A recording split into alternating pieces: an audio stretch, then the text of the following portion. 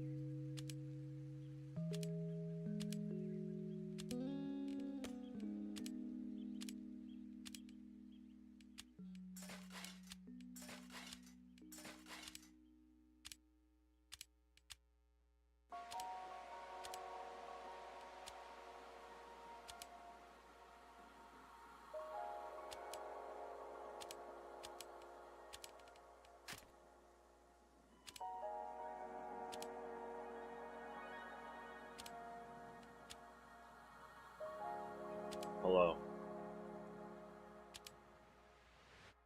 You combined Campbell's tomato and chicken noodle soup, and it tasted okay. Wow. You're in the lab?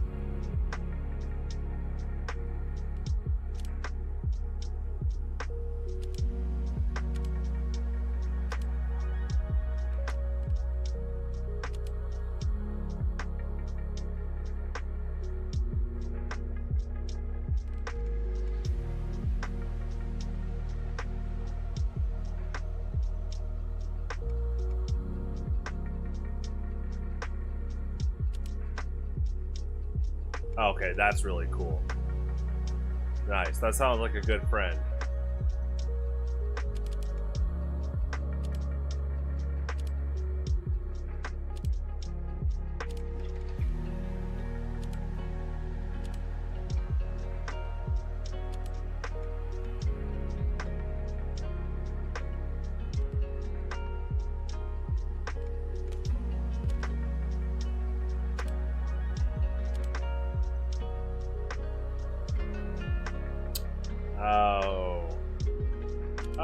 That doesn't sound like too bad of a fix, but you'd have to... I have a friend that works on buttons and sticks.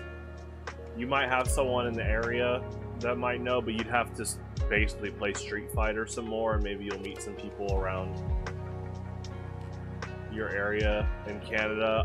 But be careful, though. Obviously, gotta be careful when you meet adults as a 14-year-old, so... Oh, well, nice. There you go. Good job.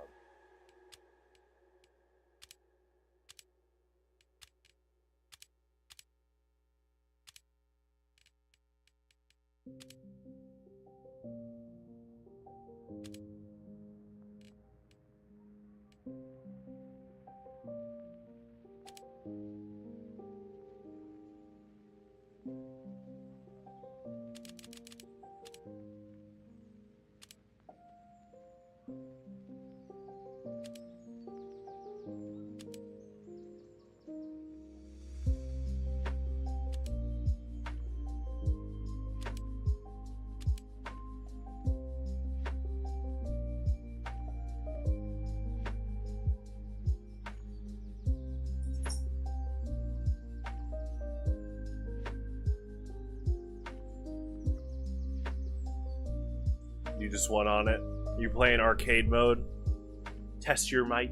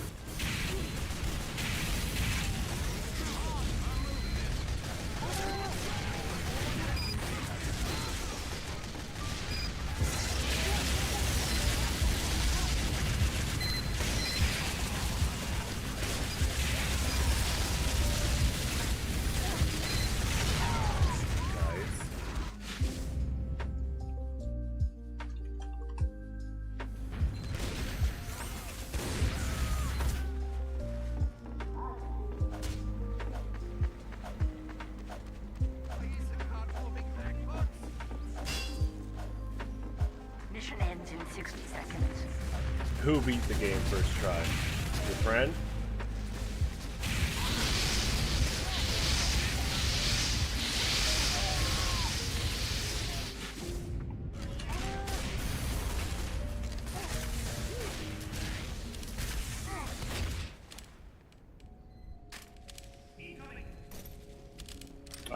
Oh, your dad? That's awesome. Which Mortal Kombat specifically? Mission ends in 30 Like Mortal seconds. Kombat 3?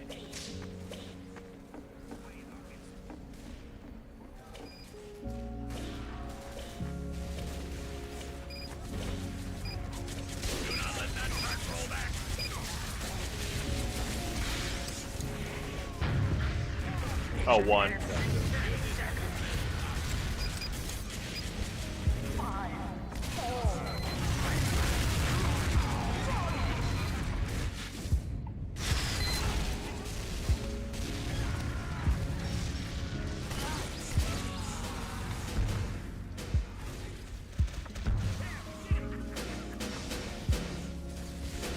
Yeah, if Shang Tsung is the final boss, that's the first one. Because Shao Kahn wasn't the final boss till the second one.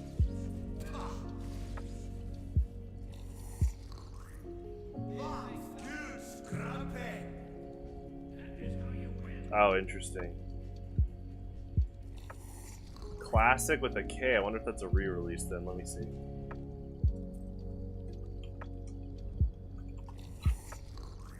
I mean, there's classic costumes. What would it be called that? Sounds like a re-release. Oh, here it is. Mortal Kombat Classic Mini Arcade. Oh, that's cool. Dang. Yeah, that's really cool.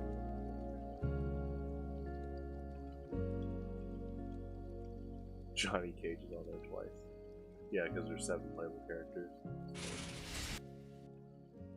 Scorpion's on there twice. Yeah, where's Liu Kang? Competition begins in 30 seconds.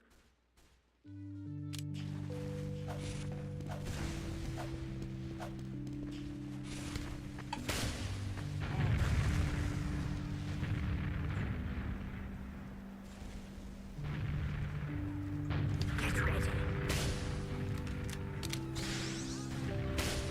5, 4, 3, 2.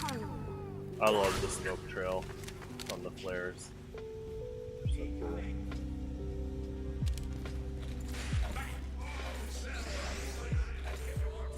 Mission begins in 60 seconds.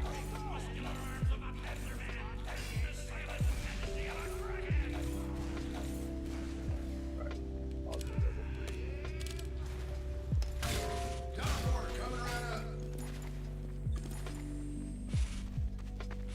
All good. Shang Tsung. Yeah. He was the original final boss. Teleporter going Mission up. begins in 30 seconds.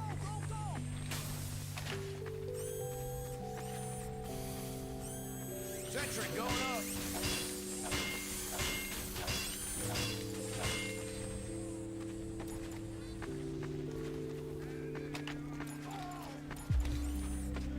Mission begins in 10 seconds. Much obliged. 5, 4, 3, 2, 1. Defend our cops.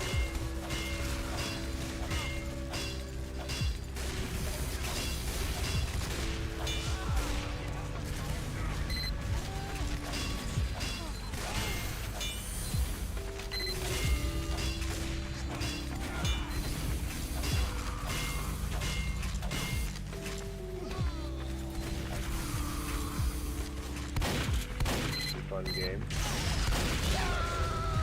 I haven't played the mini arcade version, but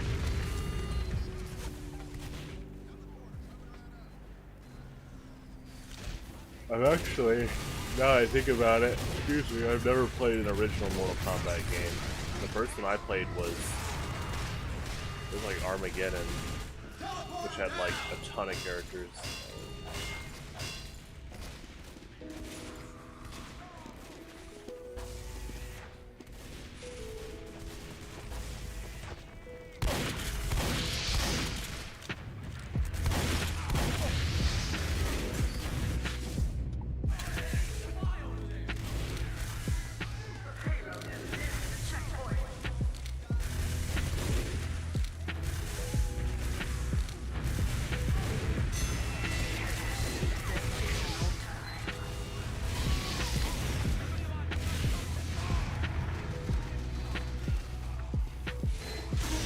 Oh, that's hilarious.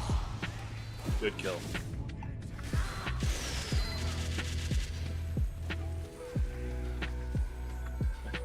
That's awesome. I think the mini arcade would be a fun gift. Excuse me, I might gift it to my friend Jonathan.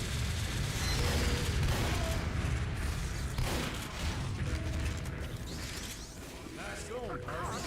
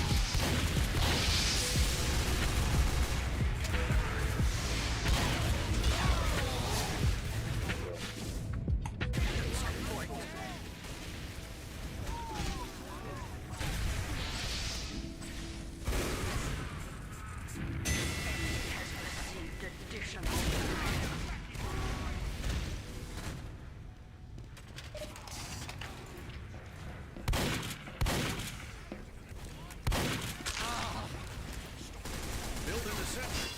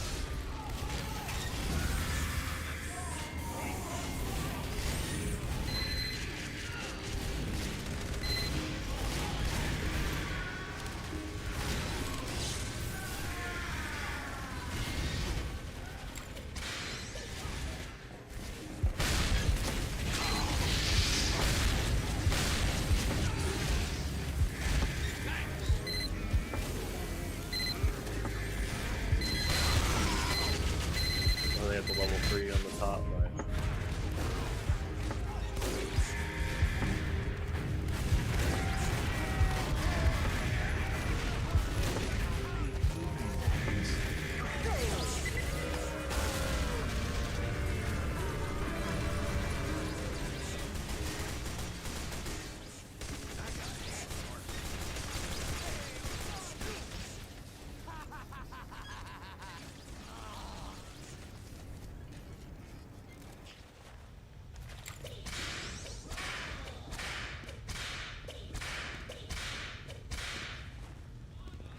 Mission begins in 60 seconds.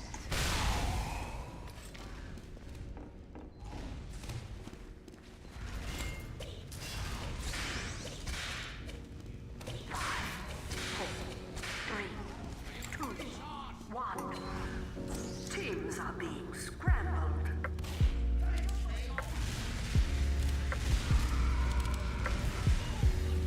Mission begins in 60 seconds.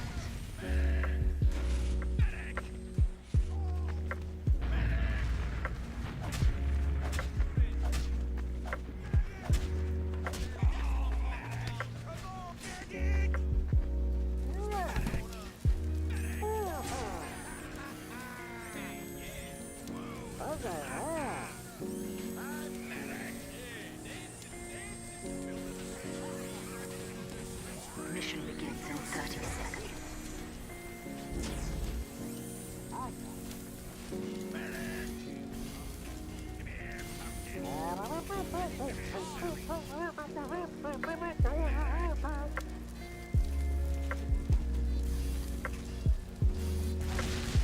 Mission begins in 10 seconds. 5, 4, 3, 2, 1. Defend our cause.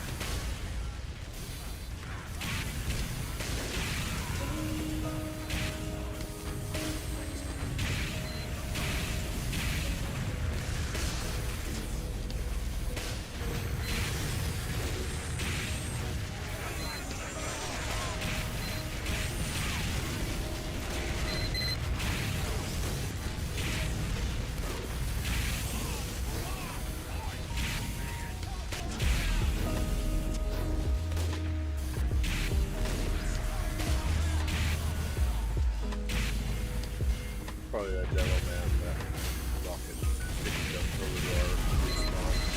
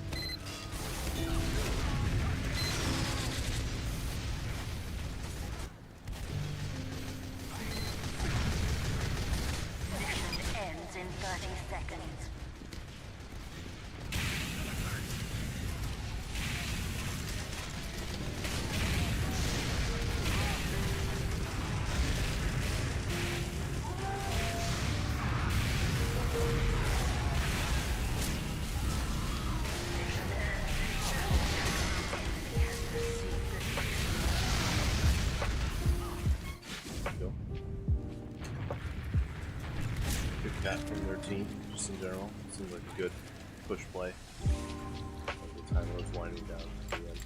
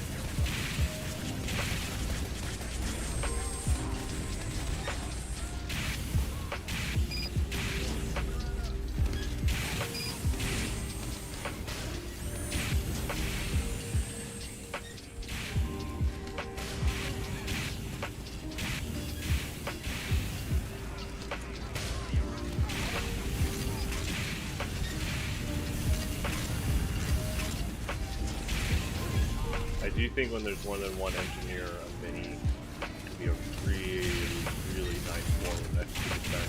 I mean, obviously a level 3 can be too, an additional one, but the fact that the gunslinger engineer can just keep planting mini sentries, the possibility to kind of pester at people trying to go in, probably targeting the level 3 in comparison, would be really good.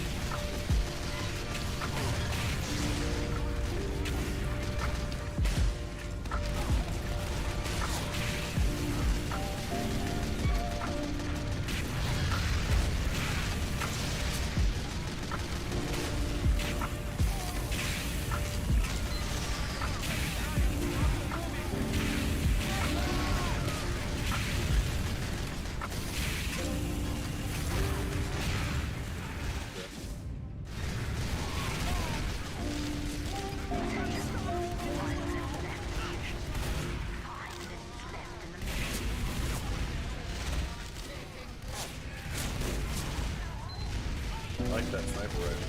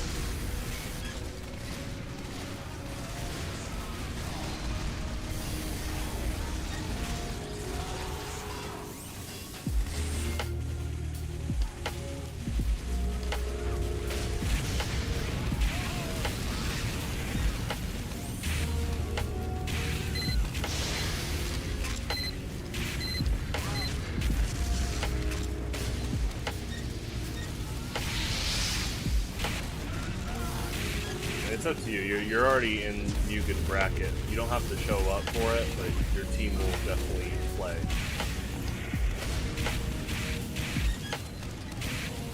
PFG's been going pretty good. We had an enemy engineer set up a level 3 at our base. It was really funny. It was a good strategy. It was pretty effective. It got me. It was pretty good.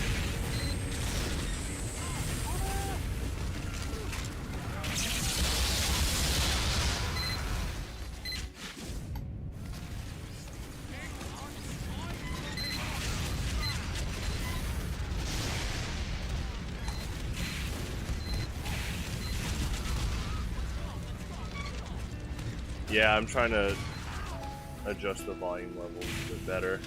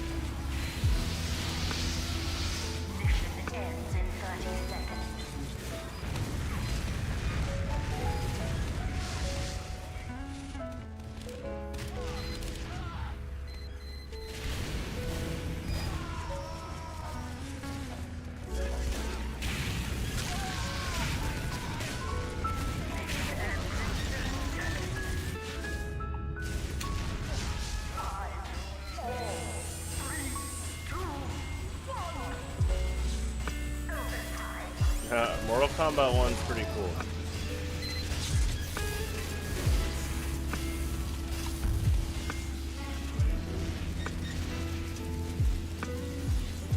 The Combat Kid. Well, you did enter with Zero and Scorpion for tomorrow, so now that you have the knowledge. Are you giving pointers to them, huh? I don't know if anyone's gonna enter with Sub-Zero and Conquer tomorrow, but that's like the only Mortal Kombat matchup.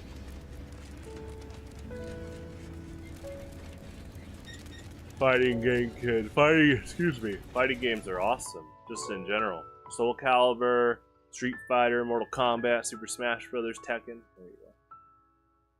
These are all just great series in general.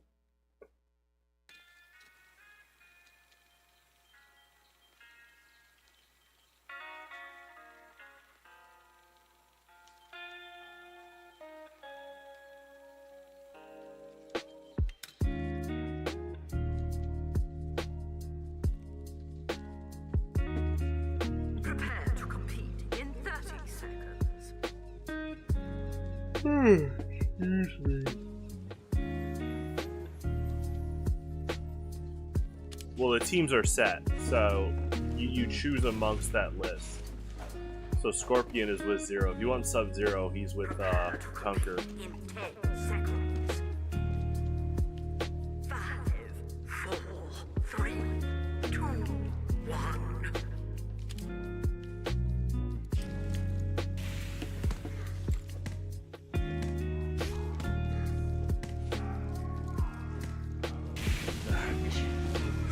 Never feel obligated to.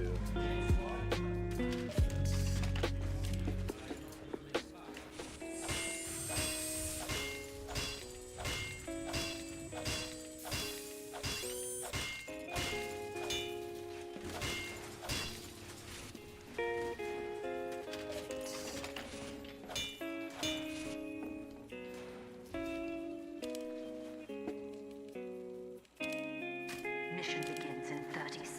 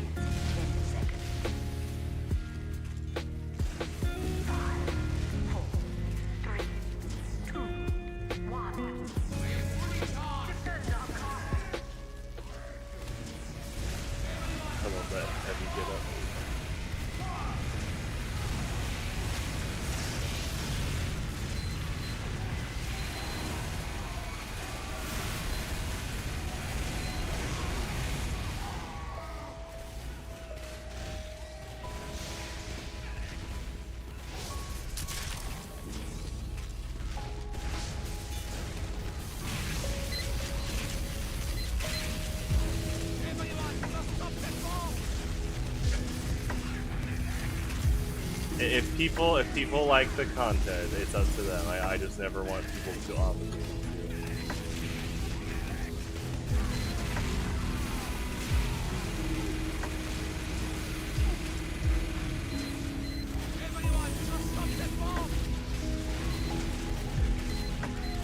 No, I'm not gonna pin that.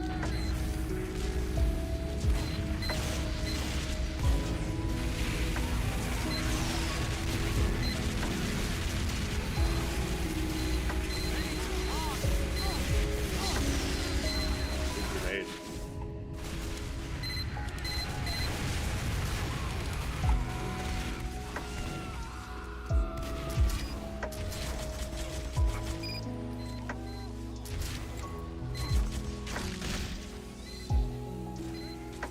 The cheeseburger on the cart.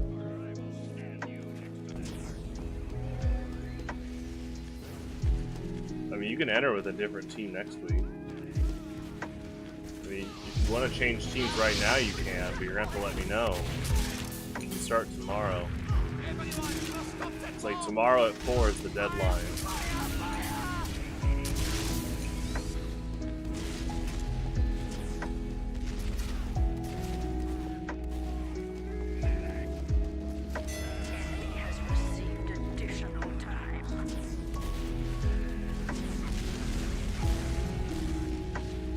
Next week, yeah. I'll do that.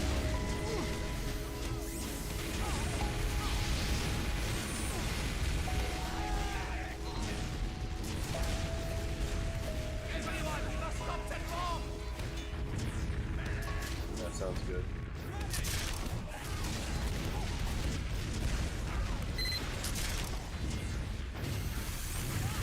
Right. Good shot.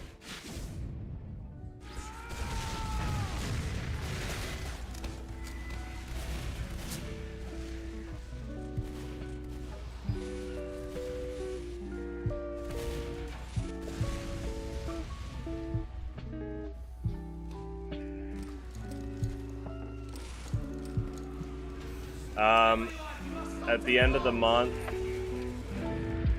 so you get points. If you get in top 4, you get points.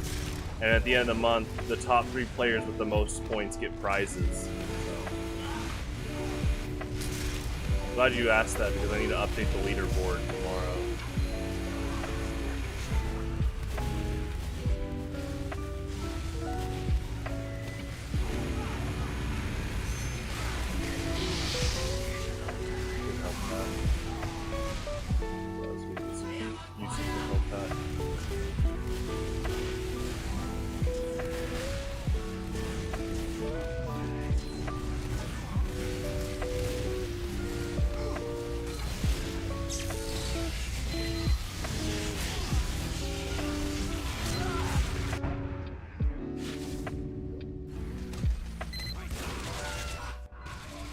I mean, yeah, it doesn't cost money. So the prizes are just like additions. That's kind of how my events are ran. Pokemon, Yu-Gi-Oh, and Friday Night Mugen is people just enter. And then, yeah, you get prizes if you place in the top ranks.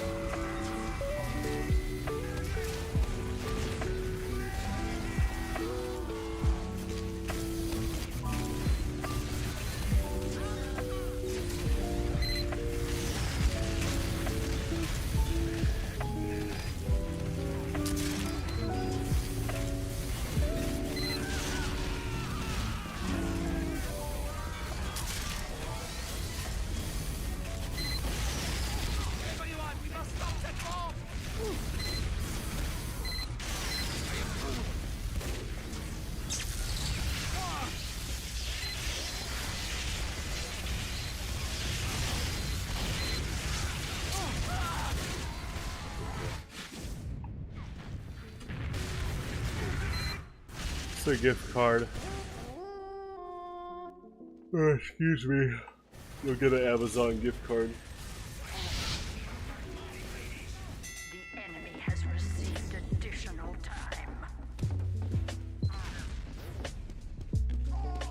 But it's pretty competitive. Friday Night Mugen. Like, last month's leaderboard, there was a ton of people on it. So, definitely just gotta make your picks, who you predict other people might be playing, and kind of try to be like, okay, if everyone's picking this team, I feel like this team might do good against them, stuff like that. Or you just pick one of your favorites. That's the big thing about Friday Night Mugen, is every team has a fighting chance, so. Nah, it's just Amazon. Bomb is nearing a set point.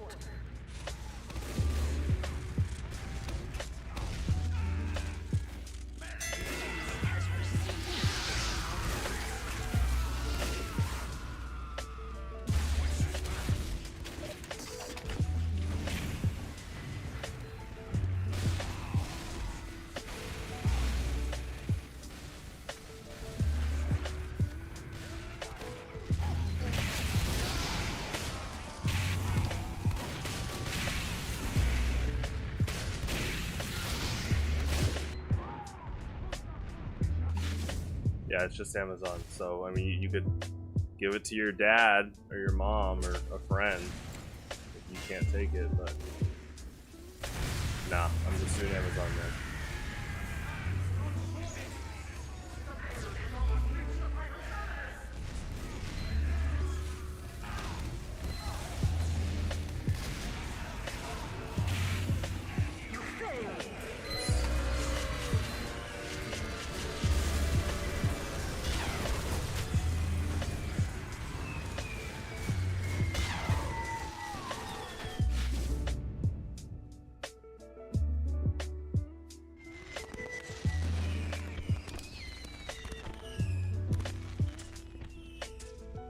Yeah, you can gift it.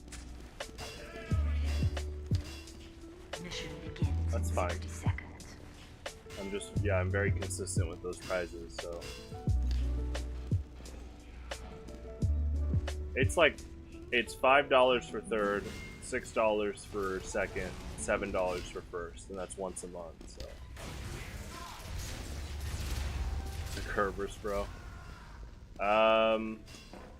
Well, that's if you get top 3 this month, but I will note that. Mission begins in 30 seconds. That's very kind of you.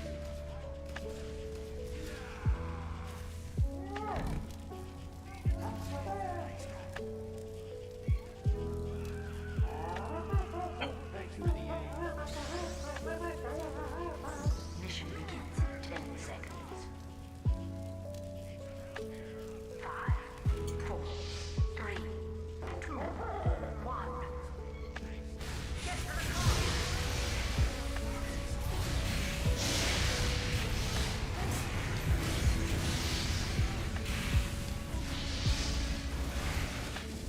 Yeah.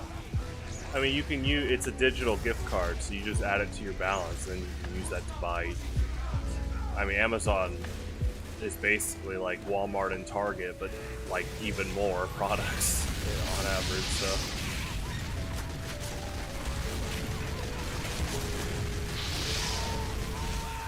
Pretty versatile prize. I really like their digital gift card program because it saves a lot on paper, like for the environment, and I've been using it a lot for birthdays and Mother and Father's Day and stuff like that. And you get to use your own pictures, so there's a lot of cool stuff you can do as like gift cards. I think that's a cool feature. And you get to send it on email or phone, so it's really easy to do. That's why another reason I do it is because right when a tournament ends, it's like, bam, there's the winner's email, here's your prize. And kind of like you're realizing, you know, players will be like, cool, I can buy a pack of Pokemon cards, or I can buy a bunch of pure gum, which is definitely my new favorite gum. I highly recommend trying pure gum. It's spelled like P-U-R, but it has, the U has like a symbol on it. I'll show it like right now. This, I am certain this is on Amazon. So this is aspartame-free vegan gum. Gluten-free, vegan, peanut-free, sugar-free, and no aspartame. That's huge, and it's really good.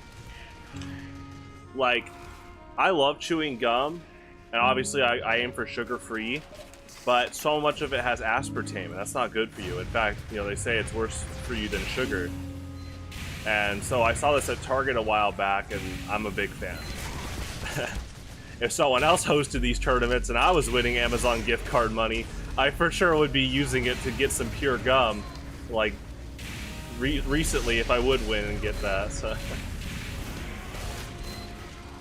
And it comes in spearmint. That's my favorite flavor of gum.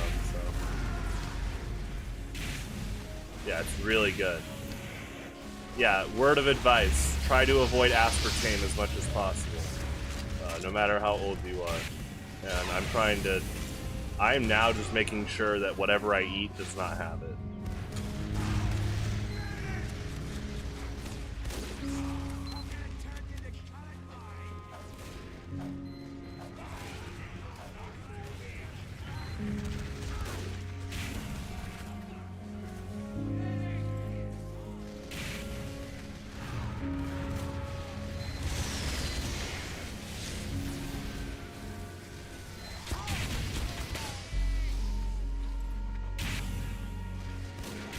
I did not know that apple seeds had cyanide in them. That's kind of crazy. Mission ends in 60 seconds.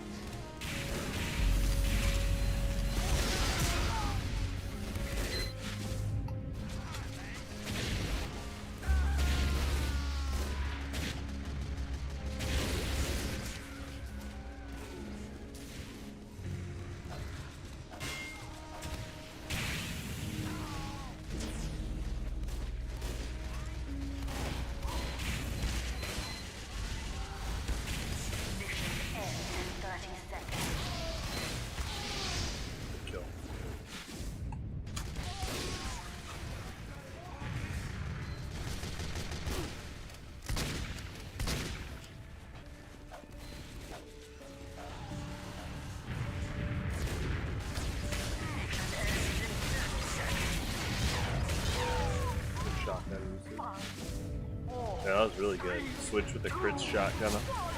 They saw me reflecting, using air blast.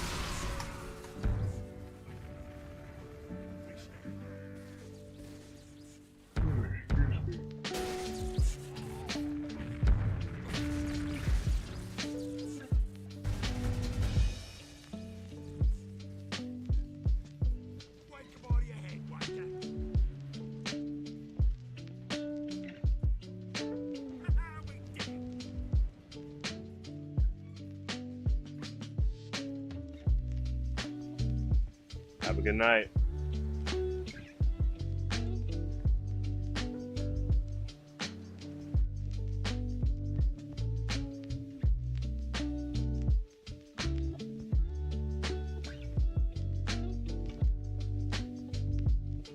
Thank you. Thank you.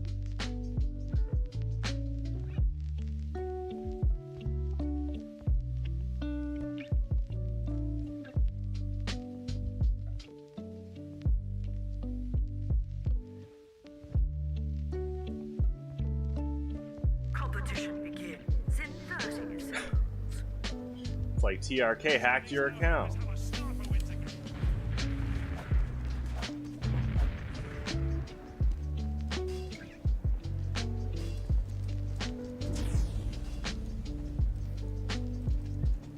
ready. 5, 4, 3, 2, 1.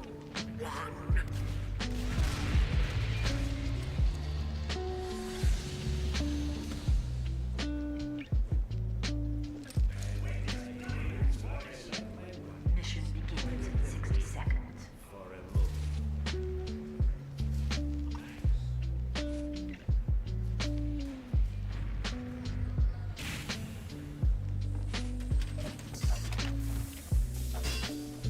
Because you're telling the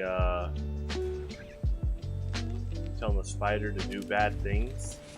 We'll tell the spider to do good things, like recycle for the environment. Mission begins in 30 seconds. What's up, skeleton box? Wow, you just told me to buy sriracha. I bought Chipotle hot sauce recently, so I gotta go through that. I don't want to be wasteful. But thank you. I'll definitely buy sriracha in the near future.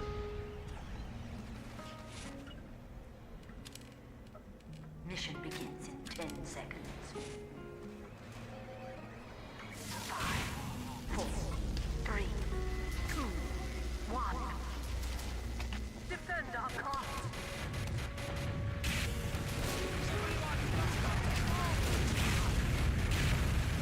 Now they're telling me to buy Taco Bell Diablo sauce. You can buy those at the store. But, as cool as that is, if I just order like one burrito and say Diablo sauce, and the cashier's having a good day, they chuck like 10 in there. Actually, if they're having a bad day, they'll chuck like 10 in there. Just more violently. Usually, on average.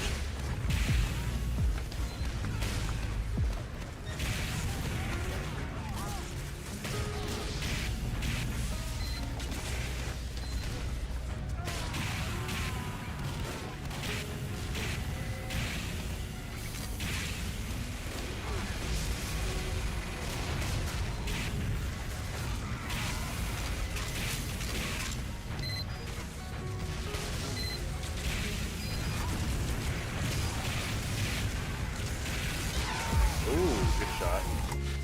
There wasn't getting any lighter.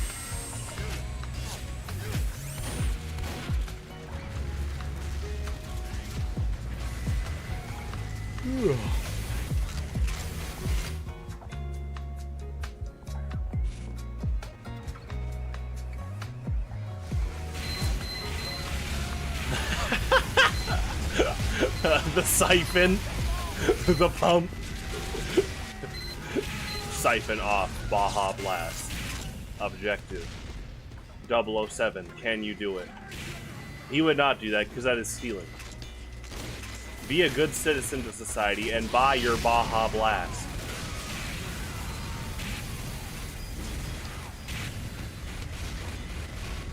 Man, I haven't had soda since early 2012, but Baja Blast has always been a top 3 soda that I definitely miss. Baja Blast, Mountain Dew Voltage, and Shirley Temples. Whether that's Cherry Sprite or you go to like Macaroni Grill, an Italian restaurant like that, or Buca di Beppo, and you're like, oh yeah, can I get a Sprite with cherry syrup added? Oh my gosh.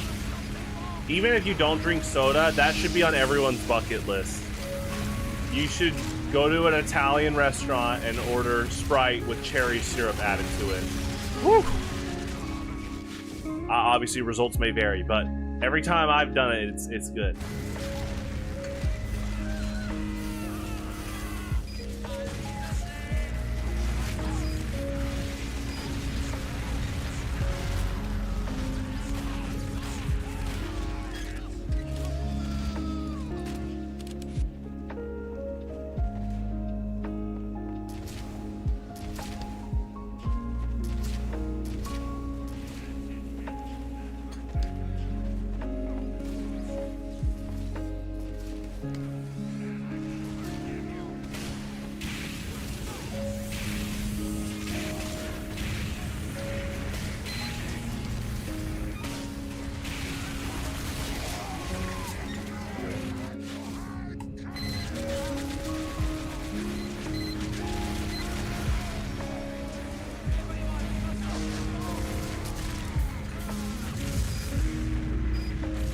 You've never had Mountain Dew? Do you drink soda, or do you just not drink soda at all?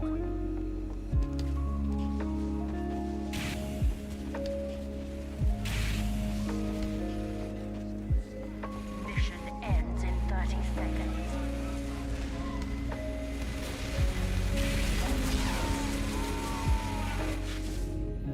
Has received additional time. Yeah, it's a cool sniper rifle. It's a cool,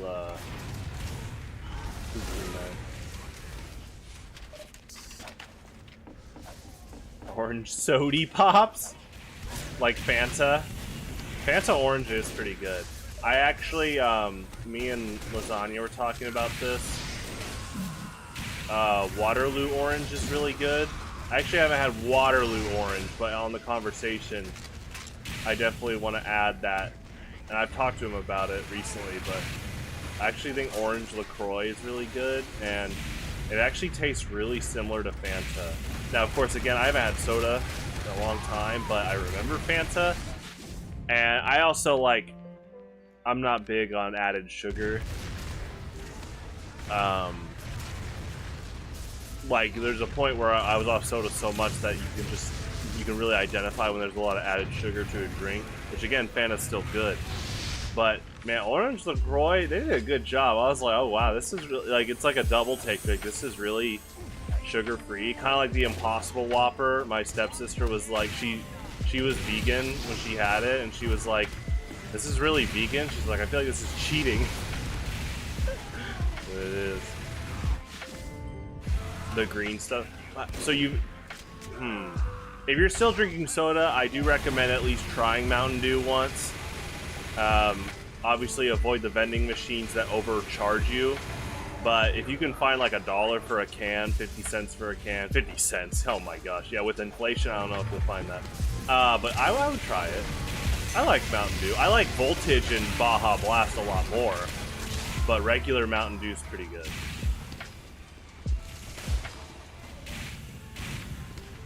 Oh, and then get your Doritos and get your Call of Duty points. Are they still doing that? I don't know, but these white cheddar Cheez-Its have the Minecraft coins.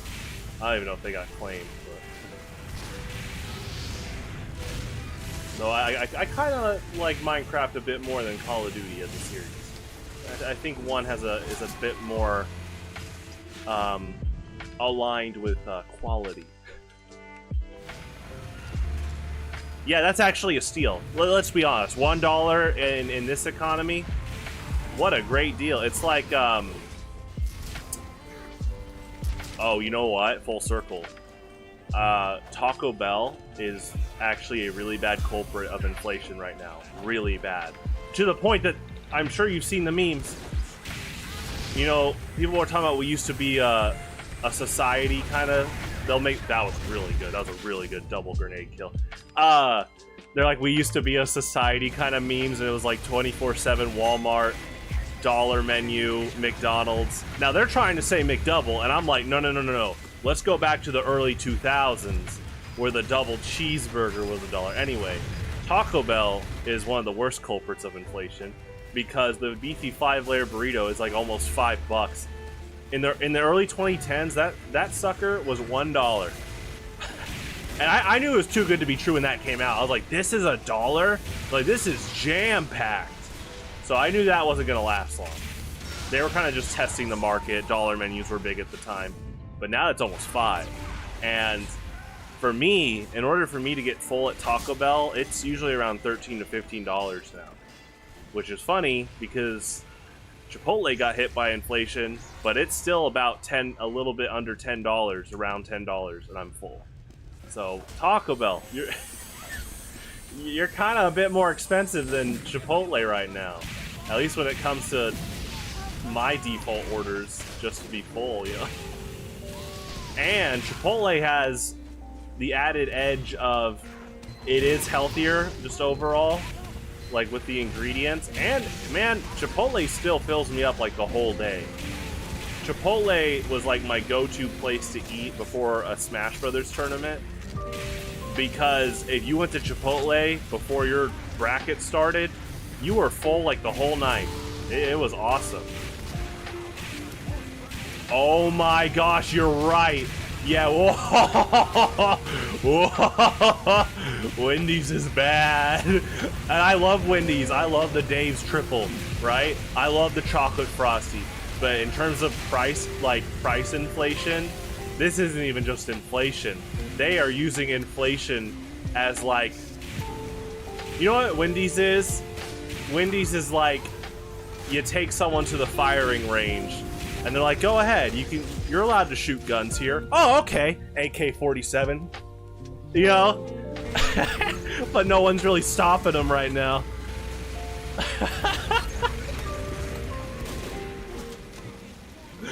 Oh man, they're just like they said recently that they try to like be so smooth about it. Oh, by the way, if you order our food on like a delivery app or like on our app, like basically if you order their food on official apps, they're trying to like be sly about we can just like surge our prices out of nowhere. Like no stability whatsoever. And I'm glad that got called out. It was like, oh my gosh.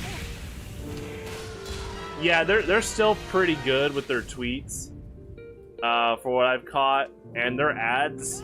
I mean, at least they're pushing pretty good quality ads.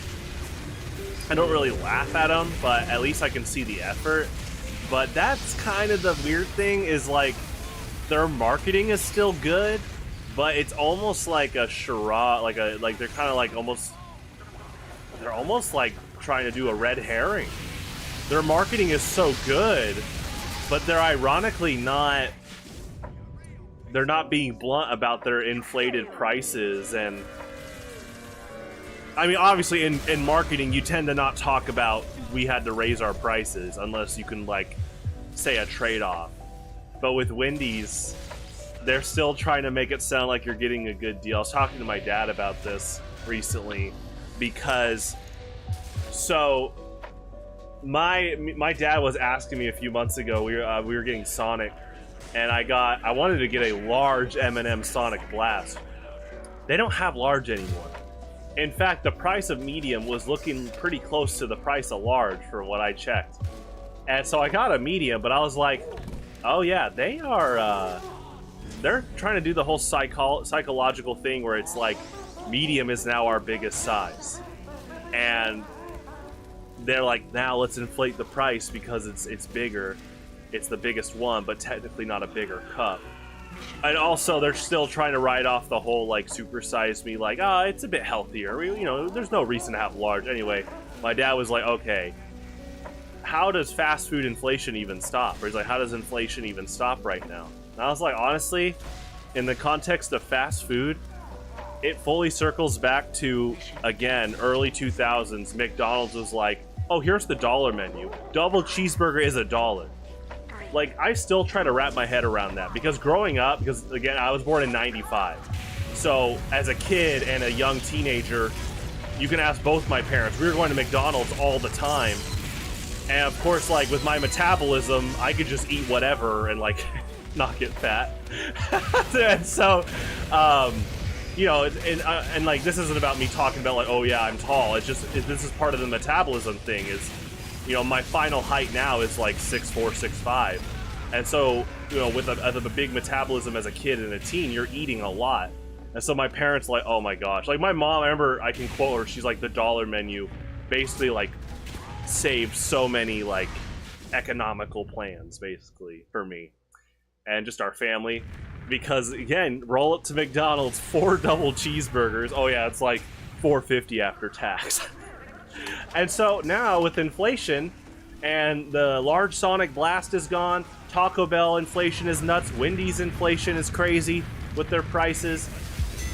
Someone's gonna have to step up to the plate and basically bring back the dollar menu. I don't know if you can because of inflation right now, but it would have to be close to calling it the dollar menu, but not exactly. Probably like logistically, a double cheeseburger for $1, they're probably losing a lot of money.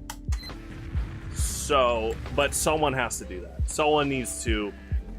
This is 20 years later. This is over 20 years later. And if someone wants to reset the fast food inflation market, someone's got to be like McDonald's again, take a step and be like, look at this killer deal. You remember when, and then like their killer combo was dollar menu. They got rid of the double cheeseburger as $1 in the early 2010s, but they had the McDouble, so that was like the substitute. But they were smart because already by then, Burger King and Wendy's are like, oh, we got to make our own dollar menu. Sonic was like, we got to make our own dollar menu. And I was like, Sonic? They're kind of known to be a bit more pricey. So that just shows how strong it was. And what McDonald's did is double cheeseburger's not $1 anymore, but coffee and any size drink was. And that lasted for years until like what? a year and a half ago, inflation even got the dollar drink deal. I was like, oh, dang. Wendy's made a rap album? Oh my gosh. I believe it.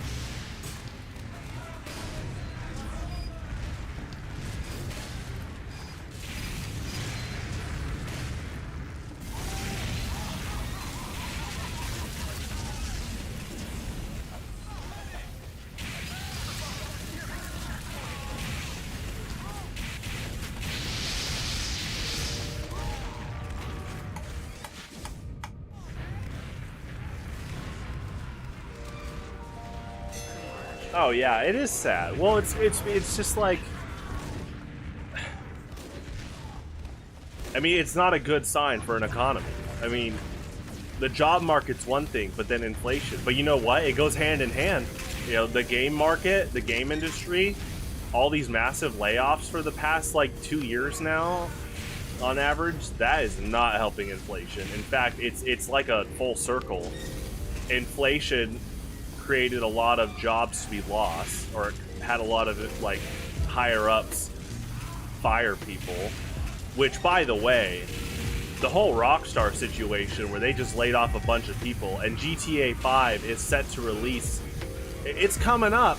So it's like, you know, Angry Joe said it best. It's like, oh, that Rockstar CEO is making so much money, and instead of him taking a pay cut, they just let go of a lot of people. But GTA 6, you know, GTA 6 would have made so much money that it probably would have supplemented all those employees that they let go. It's just sad. Anyway, yeah, how to reset all of inflation, that's going to be tough. That's, you know, I talked about the fast food solution. You know, some restaurant, maybe it's Burger King this time, but some restaurant needs to take a step up to the plate and really push something as crazy as the dollar menu. But in terms of, like, let's say the game industry, you know what it needs to be, and someone said this, because of all the massive layoffs and how amazing indie games have been, and I think it's because of 10 years ago, Shovel Knight. There were good indie games before that, like World of Goo, Strong Bad's Cool Game for Attractive People series, right? But Shovel Knight really kickstarted this run of, like, really Shovel Knight, like, dialed up the ambition of, like, big indie game projects. Like, you just saw more and more, because after Shovel Knight you saw Celeste, Hollow Knight, Undertale, and I think what would have to happen for the game industry is you're gonna have more indie devs release amazing games like the ones I just said, treat their employees well, which, judging by Yacht Club Games and, like, Toby Fox and, like, how he runs Deltarune, they seem to be treating their employees really well. In fact, you know, you make all that Undertale money, and what you do is, you know, it looks like he's keeping his Undertale employees around for Deltarune, which is awesome. Now, if we had big-time AAA companies doing that, yeah, that would probably help the gaming market, you know, in general, so. the P balloon. That is a good power-up.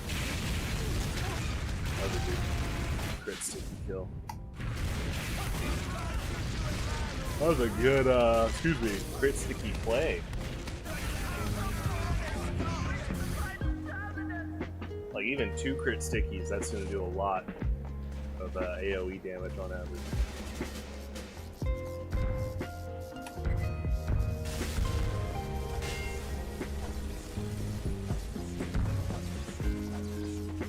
Yeah, it looks like 1 sticky bomb got me, which makes sense. They do a lot.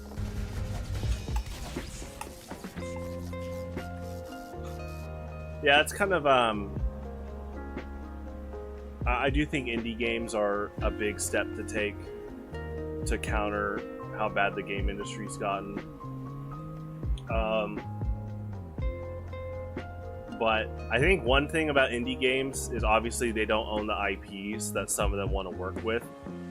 They're doing their best. Like, obviously Undertale is heavily inspired by Earthbound, and I think that Toby Fox would do good with the Earthbound IP for official games. The Pizza Tower is Wario Land's, heavily Wario Land inspired. Zodiac is Star Fox inspired, you know, and I would love to see those devs trusted with those IPs, but you know, they're owned by, all of those are owned by Nintendo.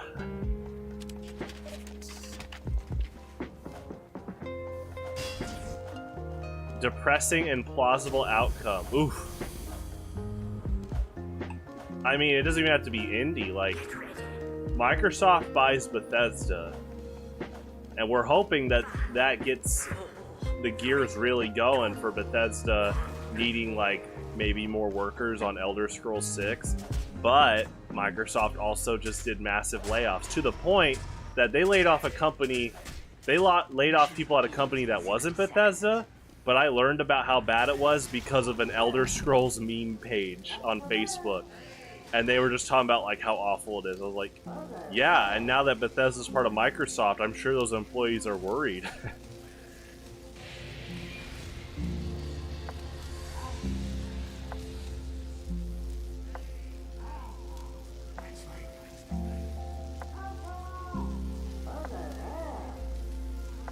Yeah, they do. My friend Lasagna was hopeful that them owning Activision Blizzard would really gut out the, you know, those awful frat boy sexual harassers. As far as I know, only maybe a few are left. Hopefully all of them are gone. So that is a silver lining, but you know what? And that's the thing. Activision Blizzard got so infamous that you're just hoping that Microsoft has like a higher layer of quality, that like a standard, like they raised the standard bar. I mean, we'll see, because Overwatch 2 did not need to happen. All that could have been big Overwatch 1 updates, but that literally was aligned with those awful immature frat boy employees and all the infamous stuff happening at the time. And so to try to get like positive PR, they're like, oh look, Overwatch 2, try to get the stocks going up, you know. It's like, and that was in 2019. You remember how they announced Overwatch 2 in 2019 and the quote game doesn't come out till 2023? That's so bad. Oh, that is bad manipulation. Like, that's not even good manipulation. You know, they say that good marketing can stem with good manipulation. Not, you know, that's its own debate of good and bad. You know, trying to sell people on stuff, but that wasn't even good. Like, you need this kind of marketing. What was that easy edit at the end of the Overwatch 2 trailer? Is it true? Overwatch is back? And Winston just goes, no. Good kill.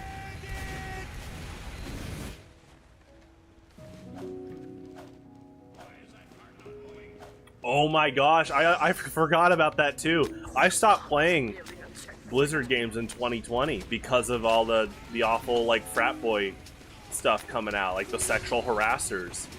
And so, and my brother is an even bigger Blizzard fan than I am. I just played Overwatch. I played a tiny bit of WoW, but that was it. But okay, I do love Lost Vikings. You know what?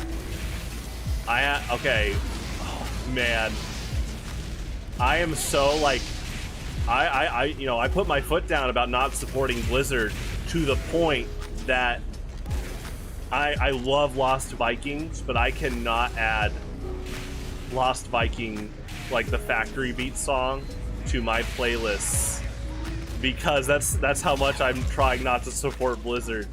And it's sad because that game is so good. But technically Blizzard does own it, so it's like, no, I can't do it right now. Can't support it.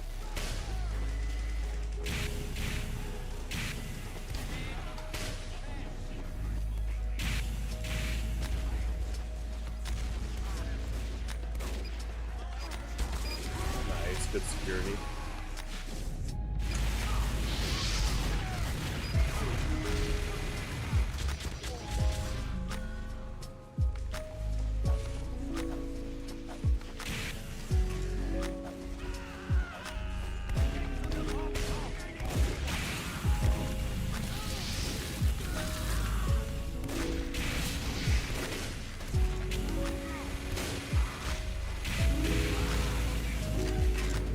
Oh yeah, yeah. Celeste is great.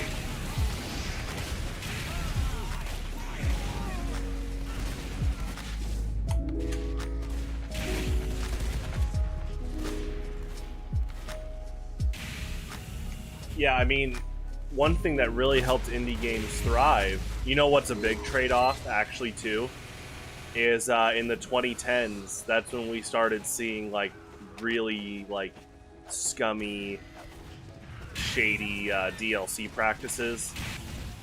Well, speaking of the devil, Activision was like, them and EA were the prime culprits of giving you an incomplete game and then saying, do you want to buy the rest of it? You pay $60 for your steak dinner, and they'll give you maybe half a steak at best, and they're like, oh, would you like to buy the rest of the steak? When DLC should be, oh, did you enjoy your fine steak dinner?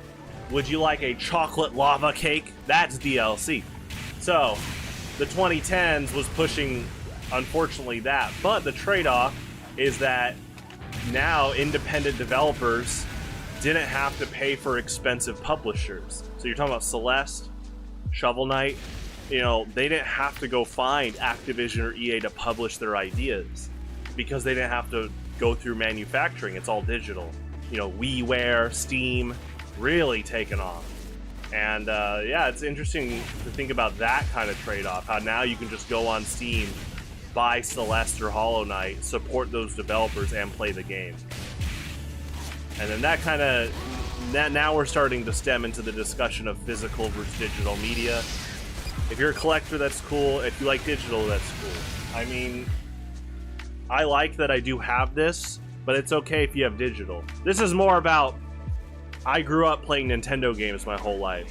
So when I got into TF2 in summer 2011, when I wanted to play it for the first time, my mindset was, oh, I'm going to go buy the disc, like I do with my GameCube and Wii games. So Best Buy had one of these. Best Buy had two of these left, and I was able to get a box. So, and then I put in the TF2 disc, and it's like, you want to install Steam? And I was like, oh, I already had a Steam account because of AudioServe. So it was cool to see that kind of link up.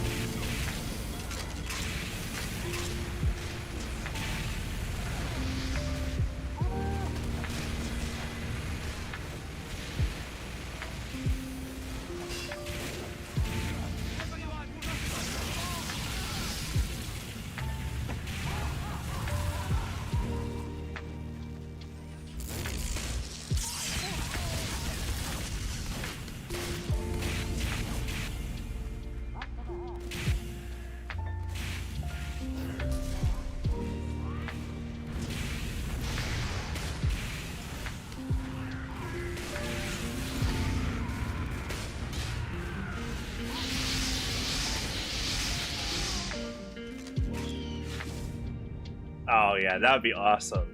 Yeah, Xbox 360 version of the orange box. That'd be cool. That'd be really cool. I had a friend right when we started college who he got the orange box on 360, and he asked me, he's like, is that good? I was like, oh dude, like yeah. Like it like when he, just that question, like, cause he didn't play PC games like at all, for what I know. And to him ask if the orange box is good, yo, that's, you're just kind of like in a positive way. You're like, oh man, have fun, you know, Half-Life 2, Portal, TF2.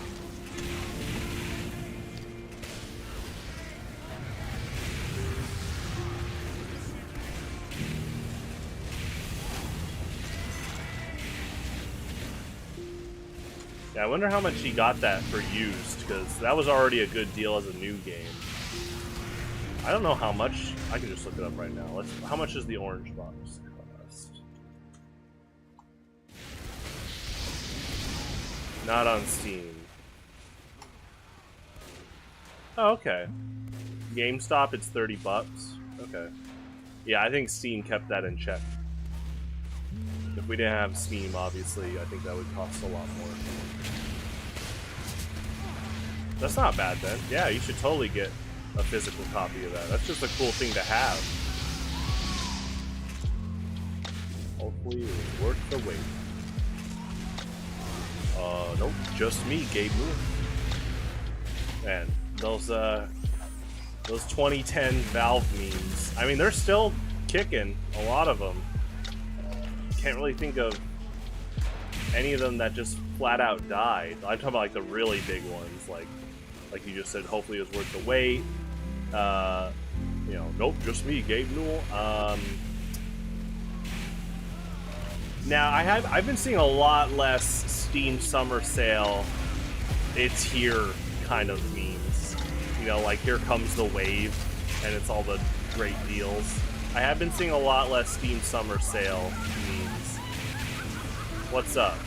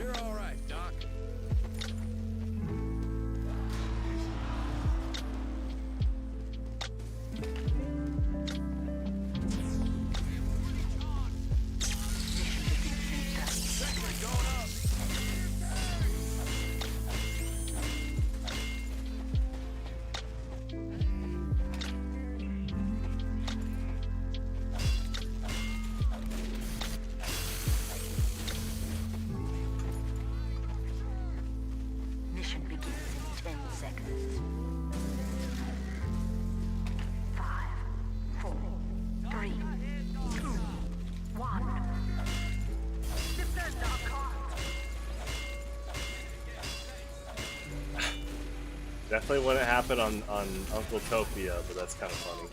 That sounds like a man vs. machine buff. I was talking to my friend the other day about,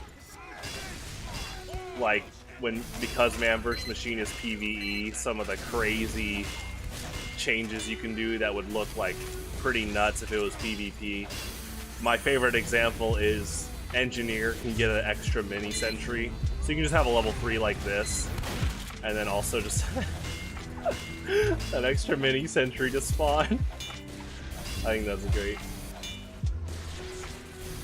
I do like that exploding headshots from Sniper. That's really cool. Like turning his sniper rifle into an AoE weapon, that's pretty nice. I like that Sappers disrupts robots. I think that's really cool. Pull this back.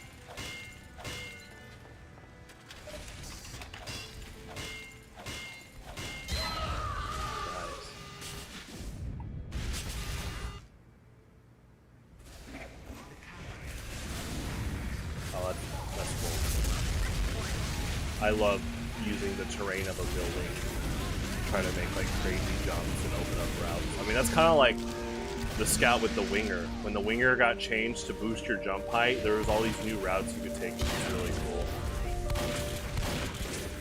Or like Engineers with dispenser jumping. I think that's so cool. Or sentry jumping.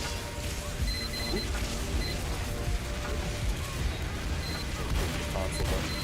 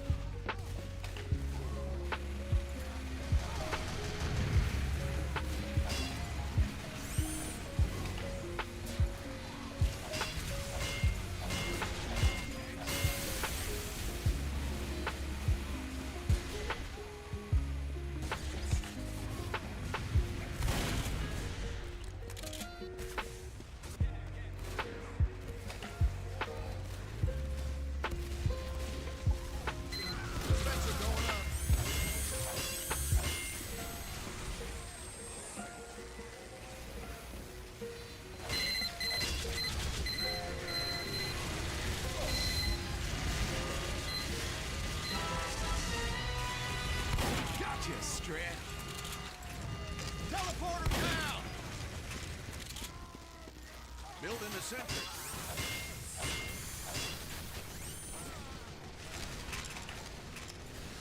Teleporter going up.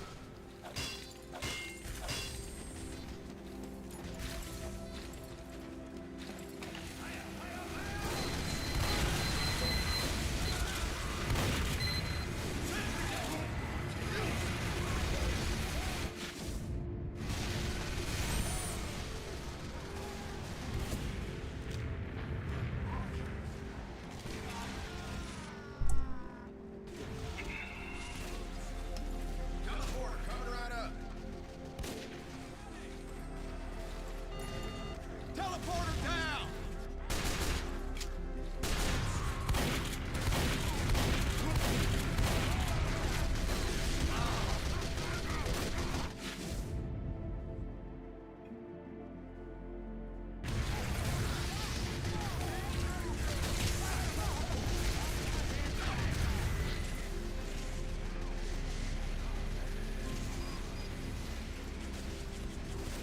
The bomb is nearing the checkpoint. Spot 7, my time.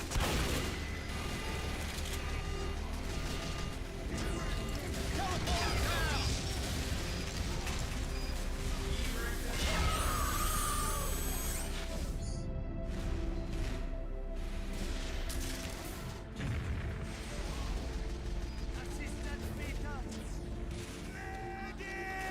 Teleporter coming right up.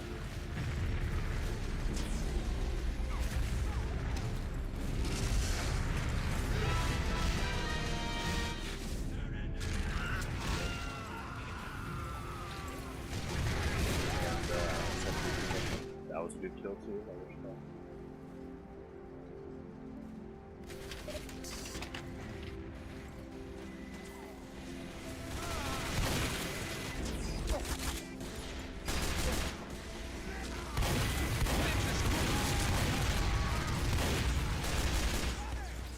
Erected dispenser.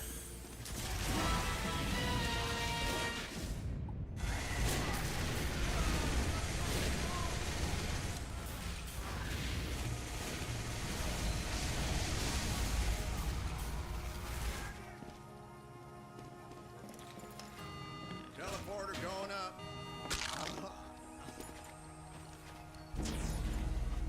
Much obliged.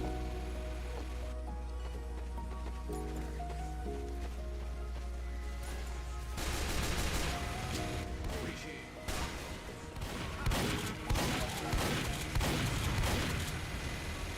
Sentry going up.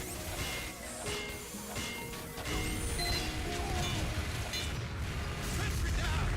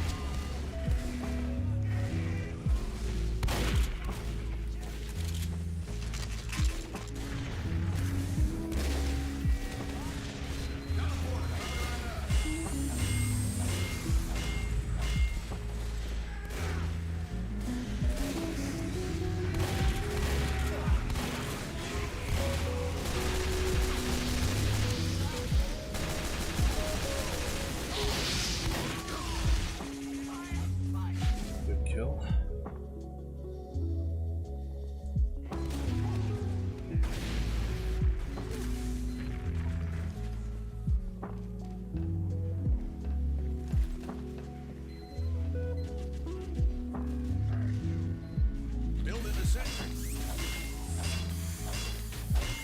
I'm moving this.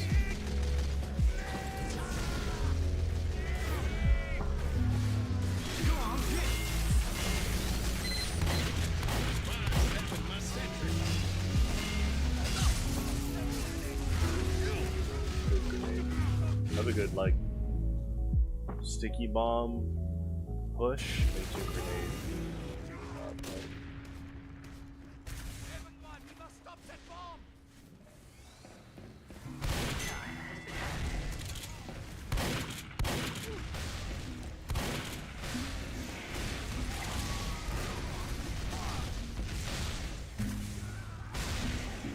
Building a sentry.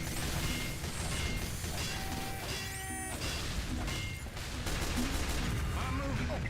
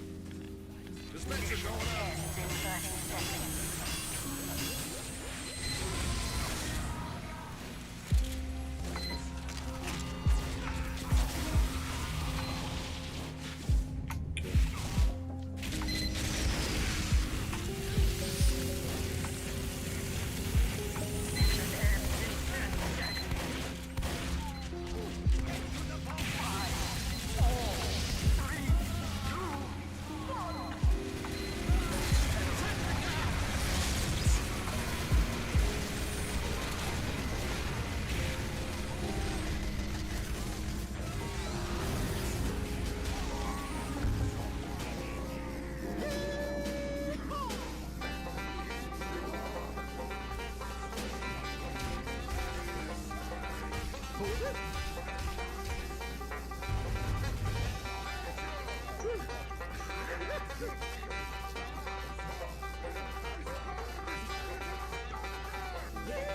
damn right we won.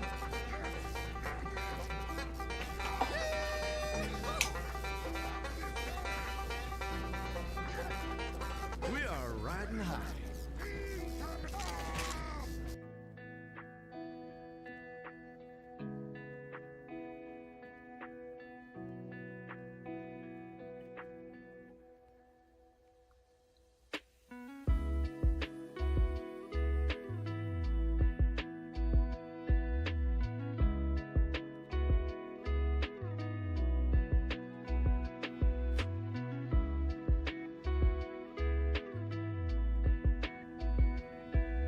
Prepare to compete in 30 seconds.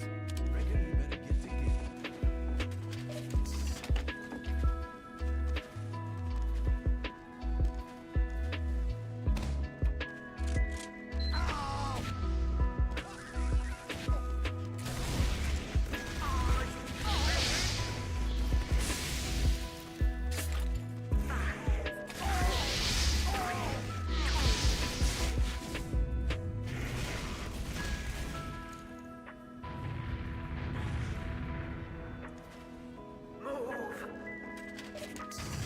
This team needs all demo men.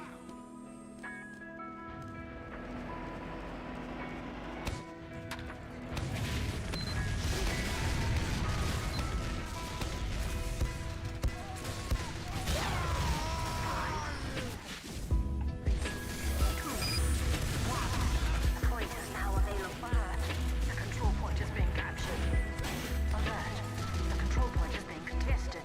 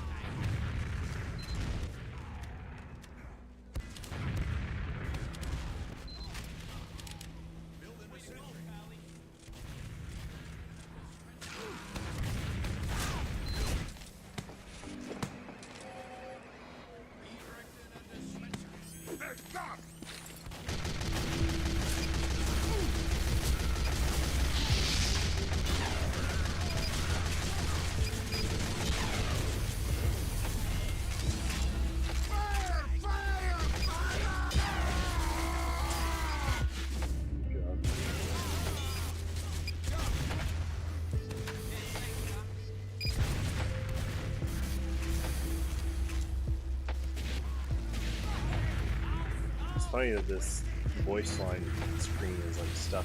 Let's see if I can get rid of it. Oh wow.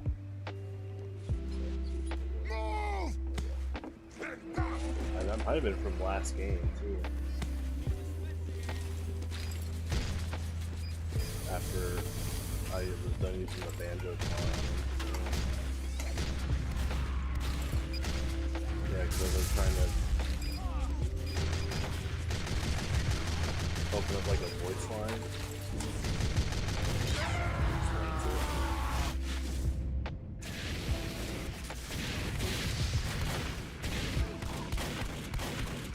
Mission ends in 60 seconds.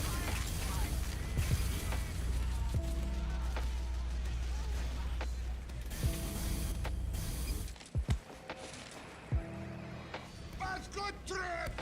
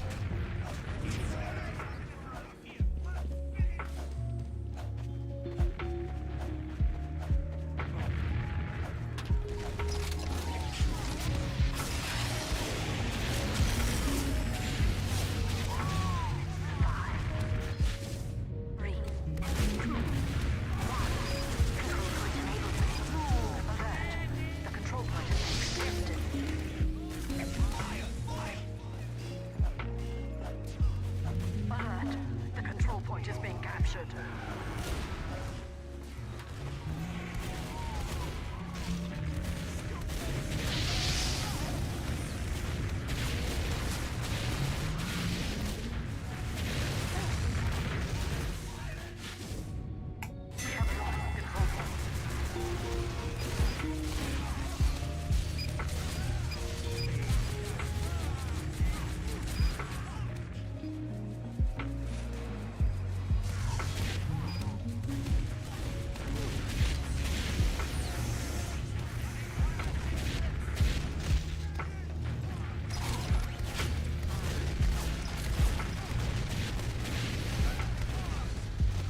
We have lost control point.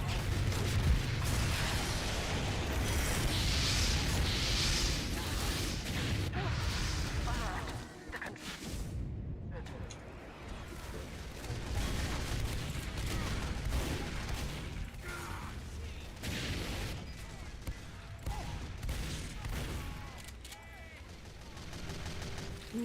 Alert. The control. We have lost control point.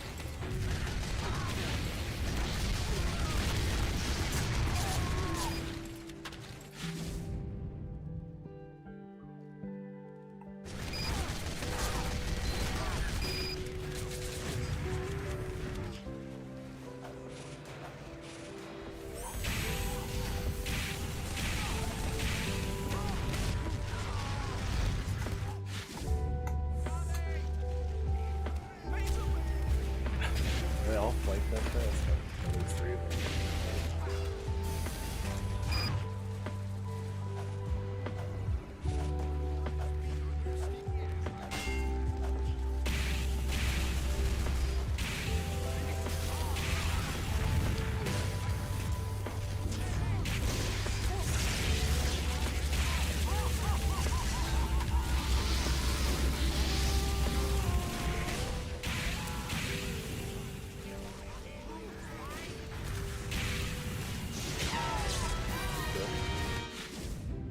Oh, good double kill. So yeah. Glowing eyes.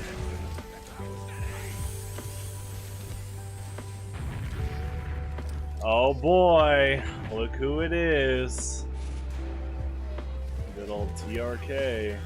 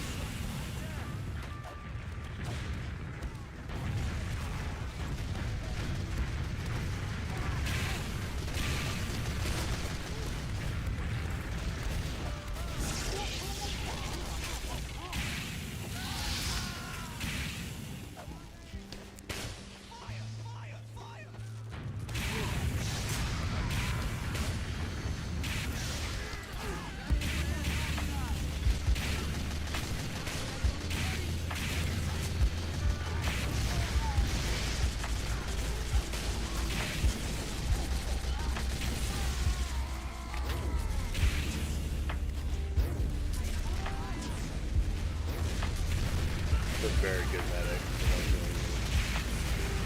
They look really well coordinated, know when to take cover, take risks with dealing with crossbow arrows.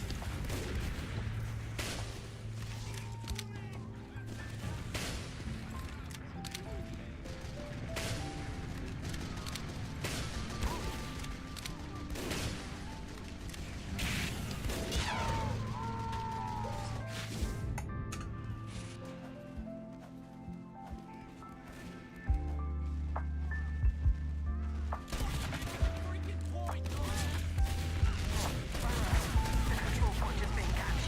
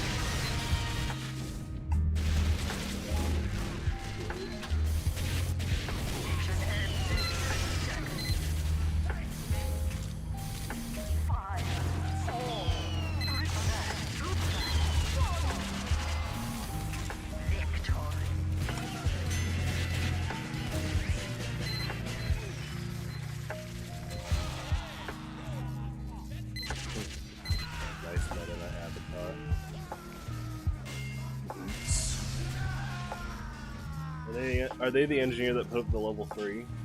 Towards the end of the round? That was just one move.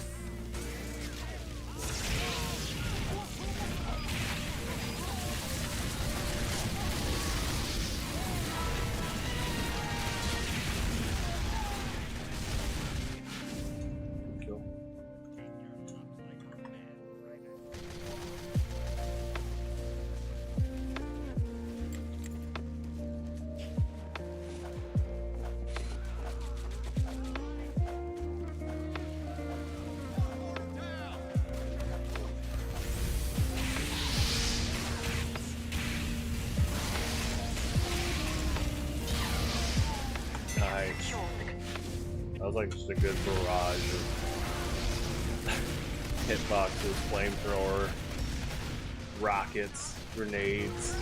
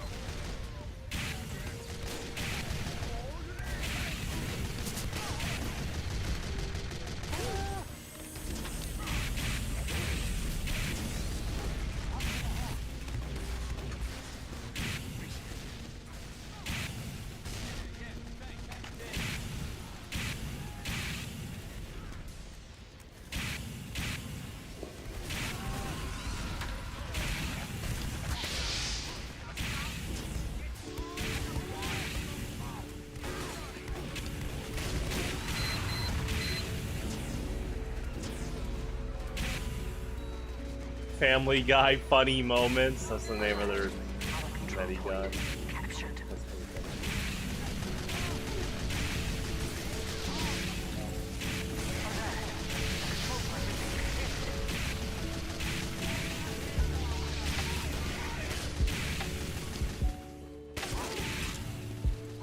Mission ends in 60 seconds.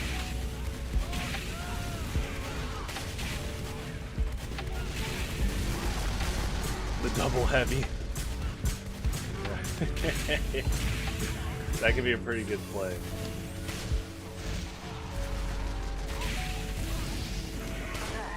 The control point is being contested.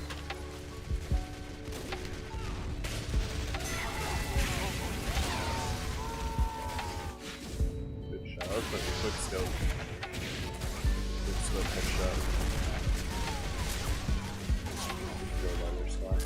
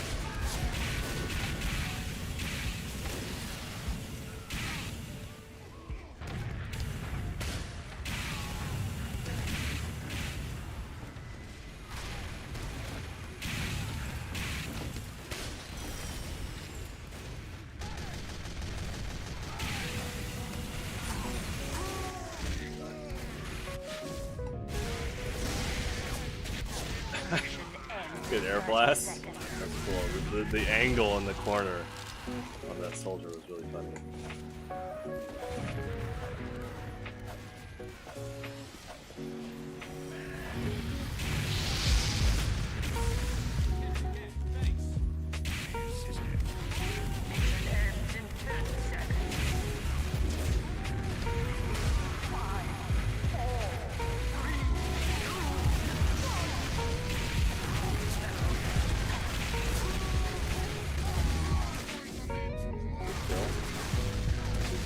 Pyro.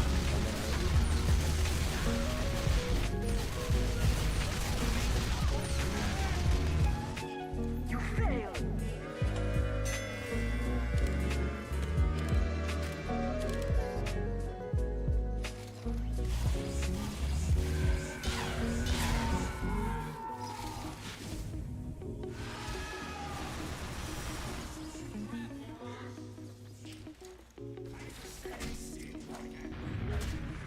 It's a cool suitcase.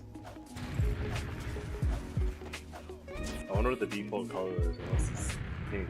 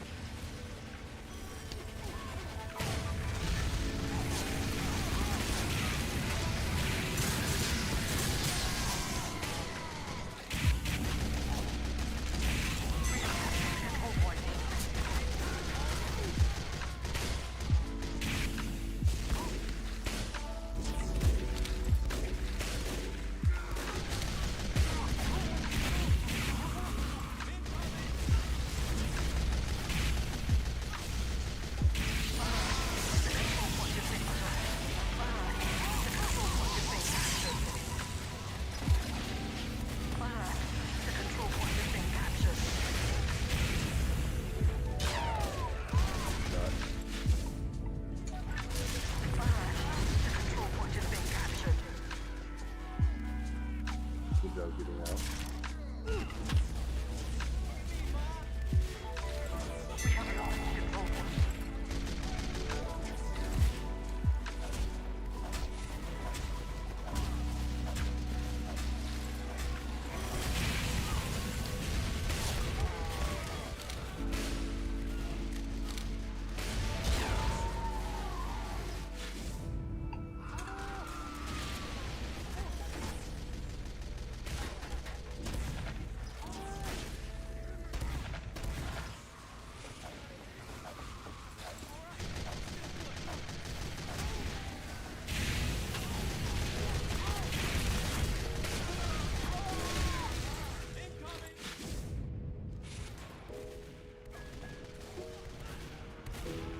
Is that your logo for your new candle business?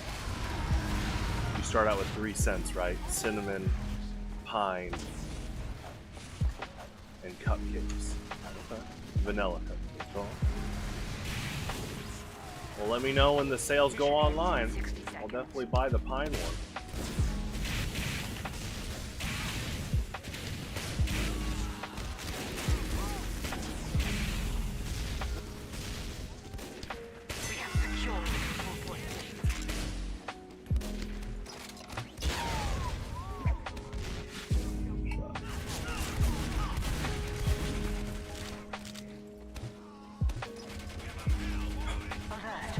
Oh, nice. Good height.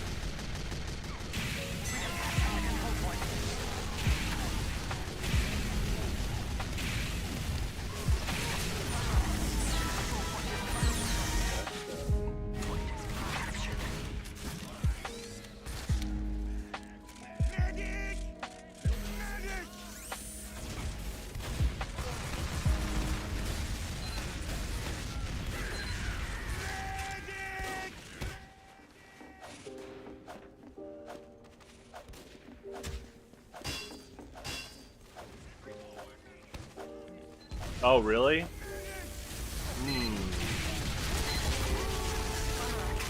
I don't know too much about. Well, doesn't like. Don't all of Nurse Joy's in the Pokemon anime have the red cross?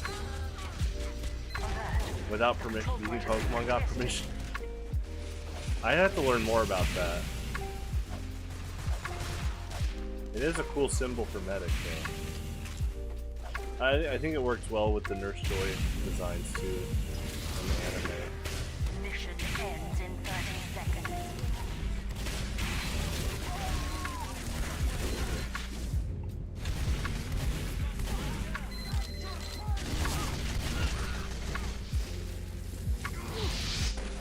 We have lost the control point.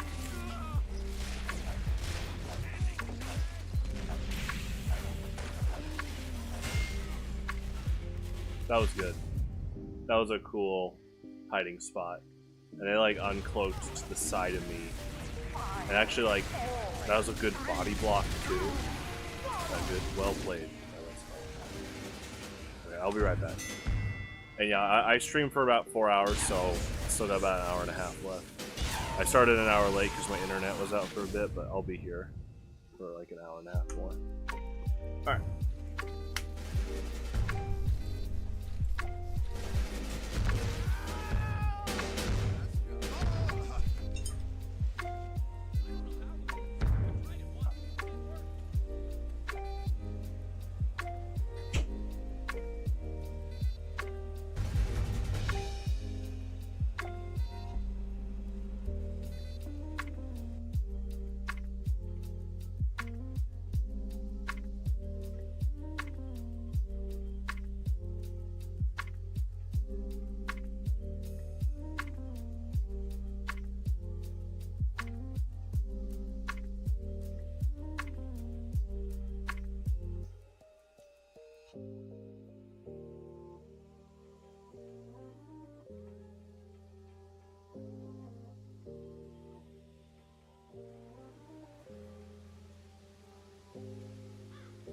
Prepare to compete in 30 seconds.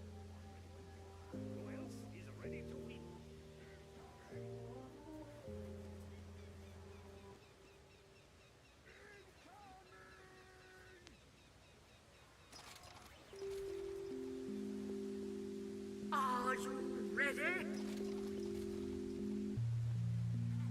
5, 4, 3, 2, 1.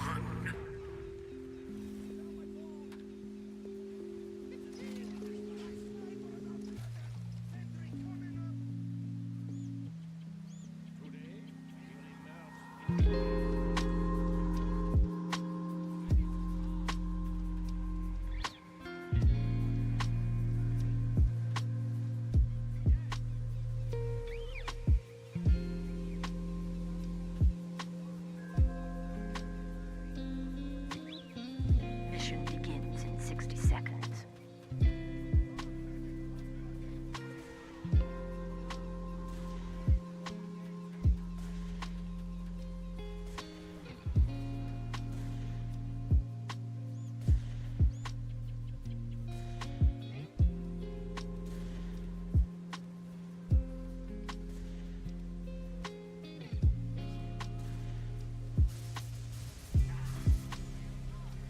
Mission begins in 30 seconds.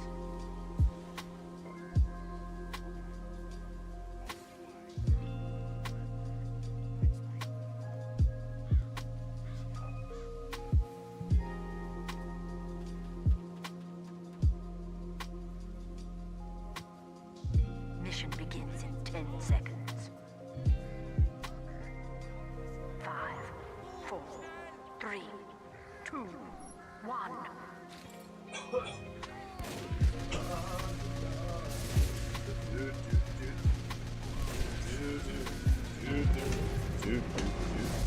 Hello.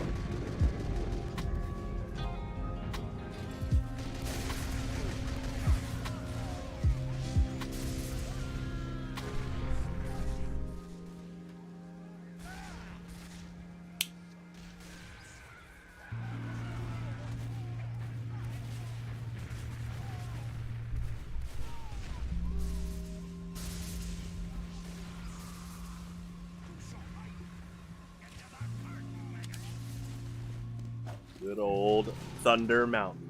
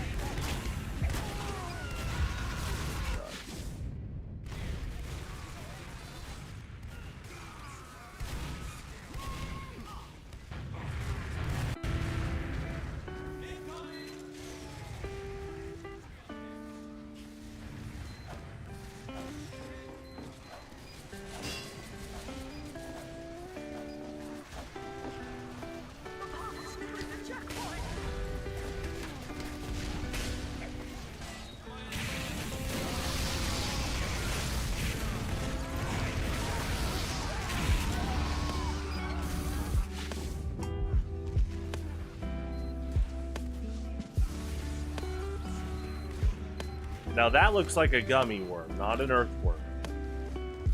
What is it, caramel apple? I tried that. By a trusted gummy worm brand, like Habbo. I tried that.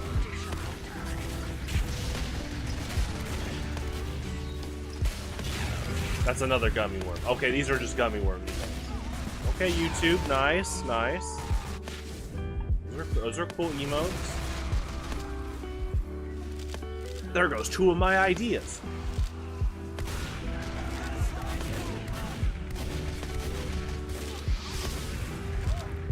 Oh my gosh, this is a diverse palette of gummy worms.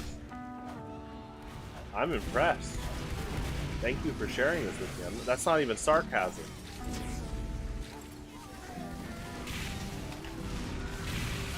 I hate gummy worms. That was sarcasm. I hate them.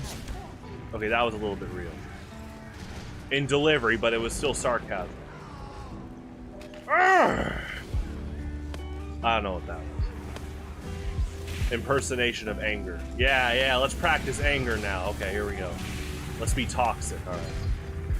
I'm totally not going to overextend here. Ah! Good kill. Oh, I mean, you suck. Luck.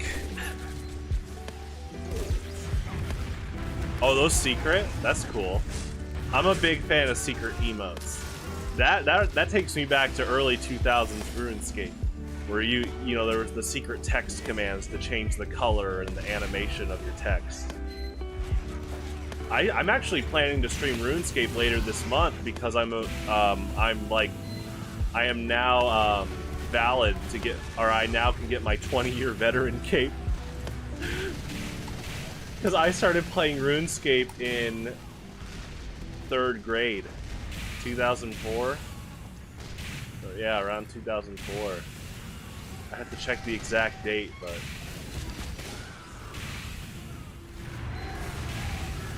that's actually where I learned the term LOL. And I'll never forget, it was from this user named Kim Gordon. And so 2004, I was like 9 years old. And here I am, just literally, we're in Varrock. Man, it's crazy that like I could remember the exact place and time that I learned the term LOL. So 3rd grade, I'm with my friend Dylan, and we're playing. He's the one that got me into RuneScape, and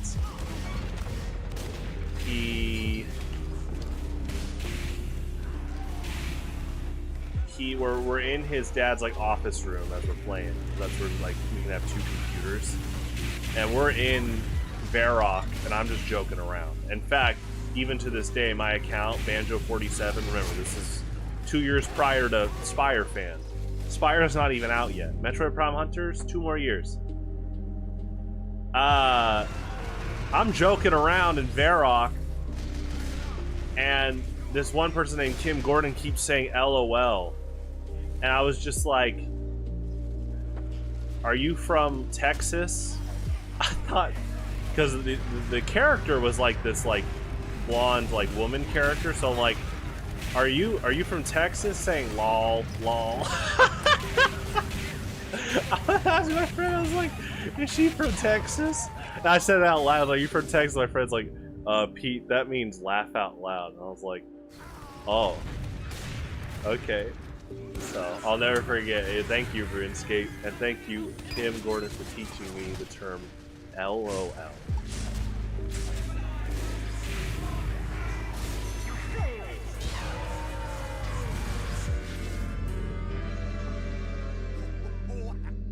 Here's how you do that. 2004.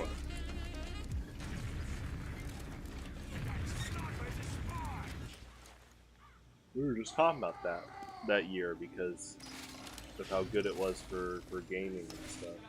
Teleporter coming right up. You were there.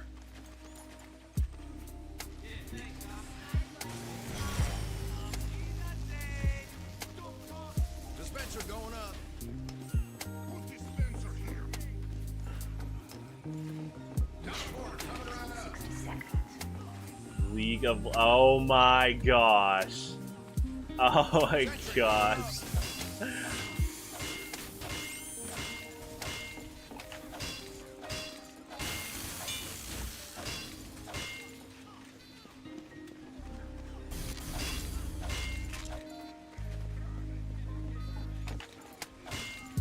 League of Legends. You know, I'm not like, I don't hate League of Legends. In fact, my brother really likes, I know some of the characters, especially Jinx. I never played it.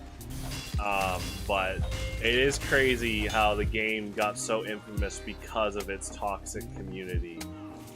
Very sad.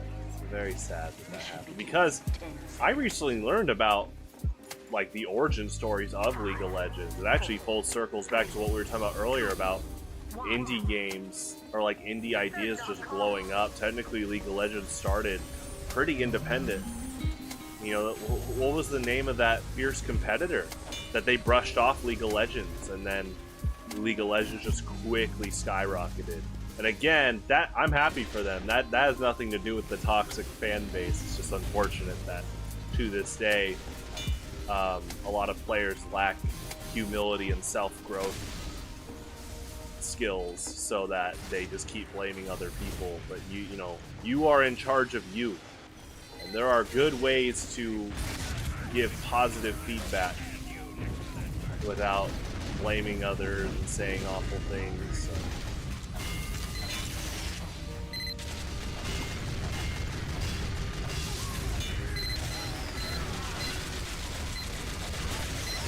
I'm moving this.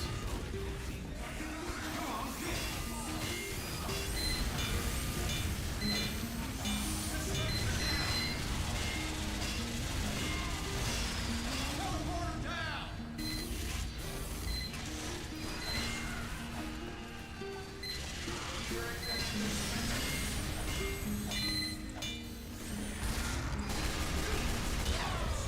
Good shot.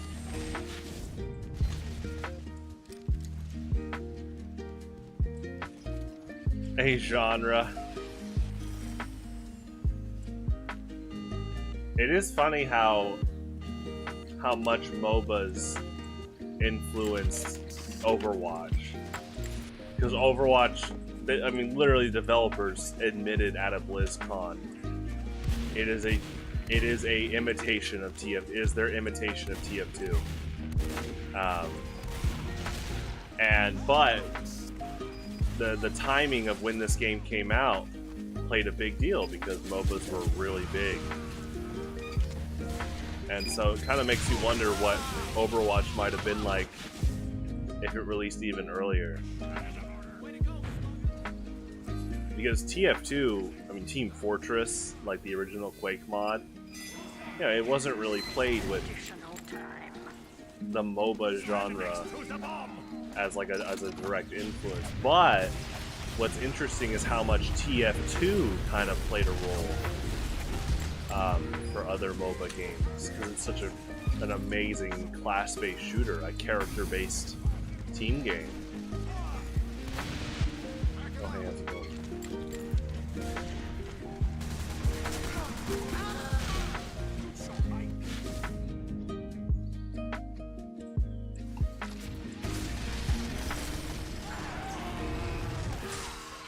Oh, that was a good kill. Yeah, great charge there, great angle.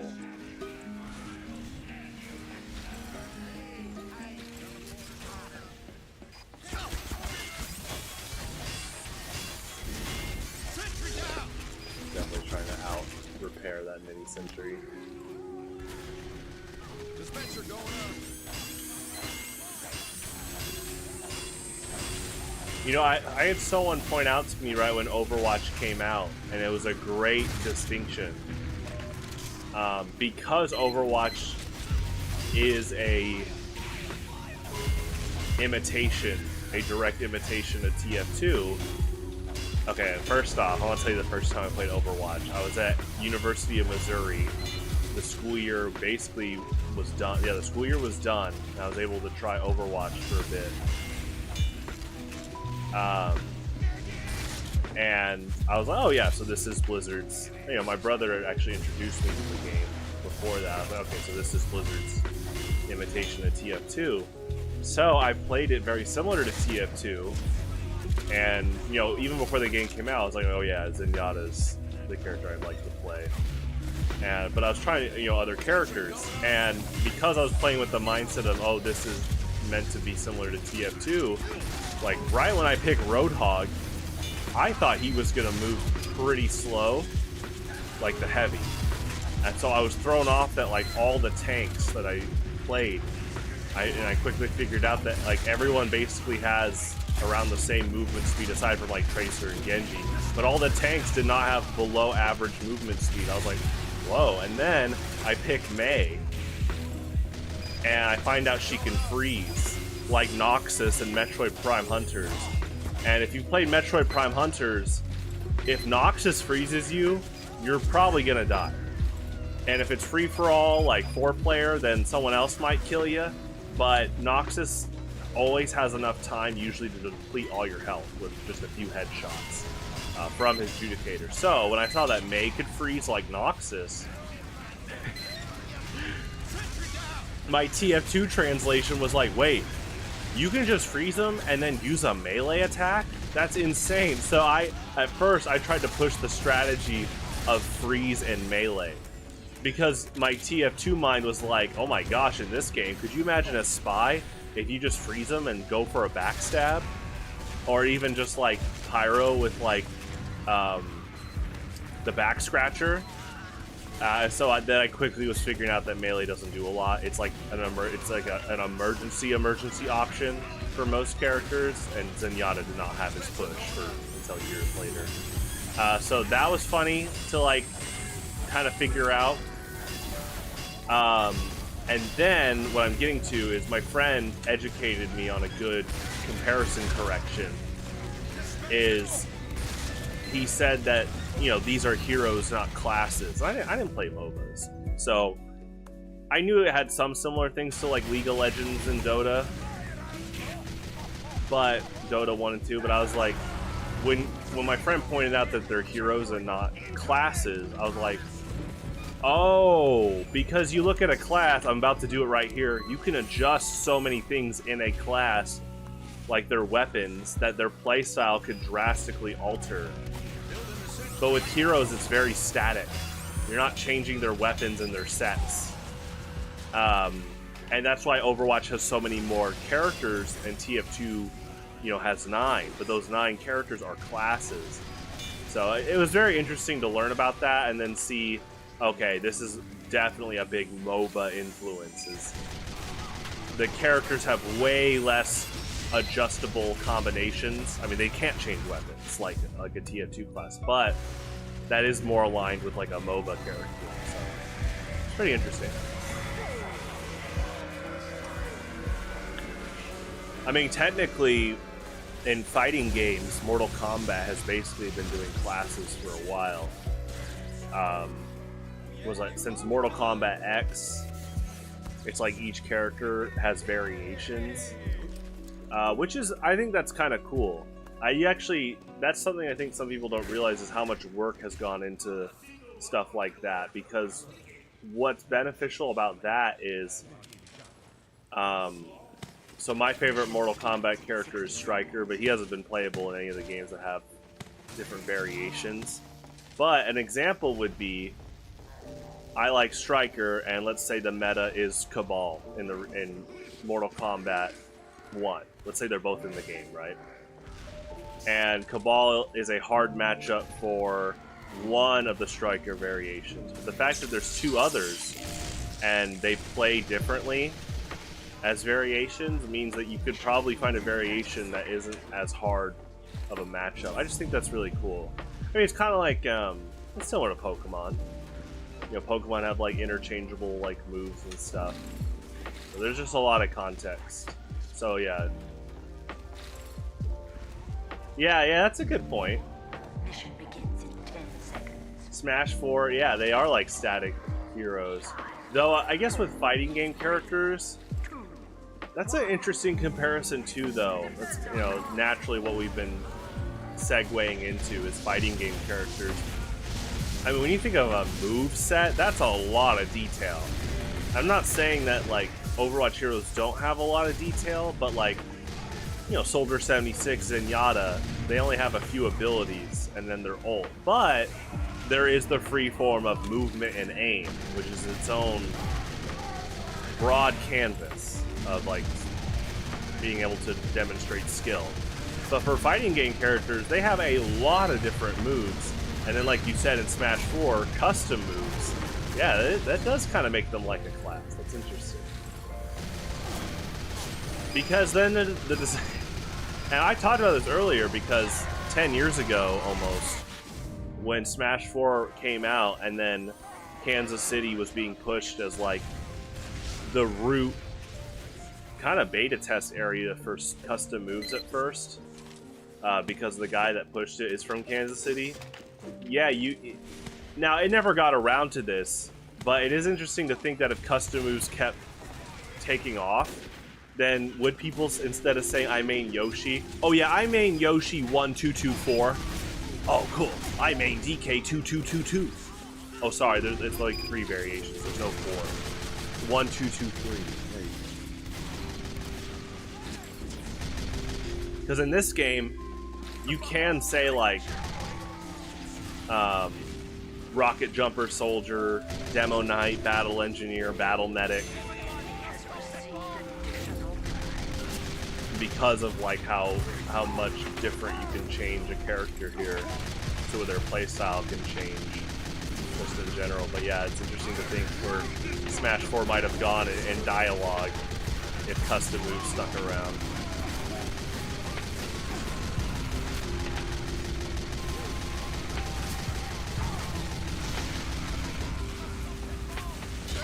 Nice.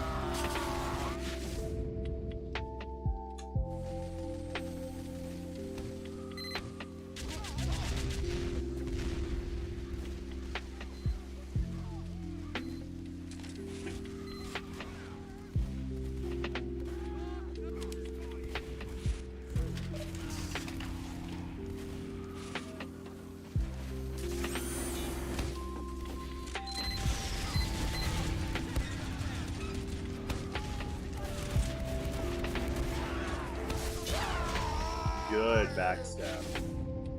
I wonder if they're on their way back to respawn, or they were, like, kind of waiting for me to drop.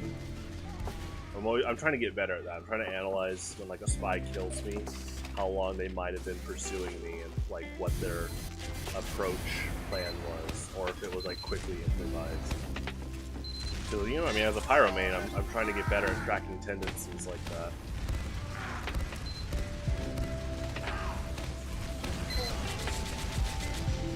Me Gunner 3321.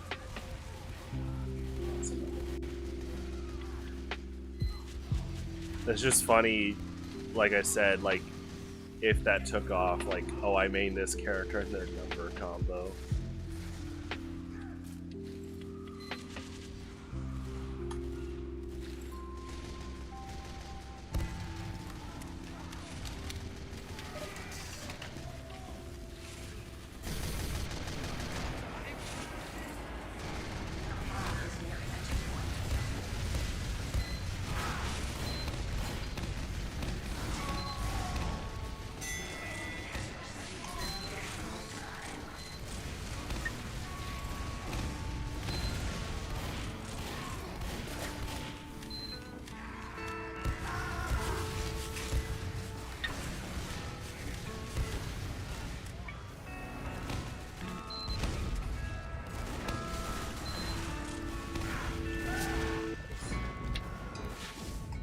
Actually, I wanted to check something.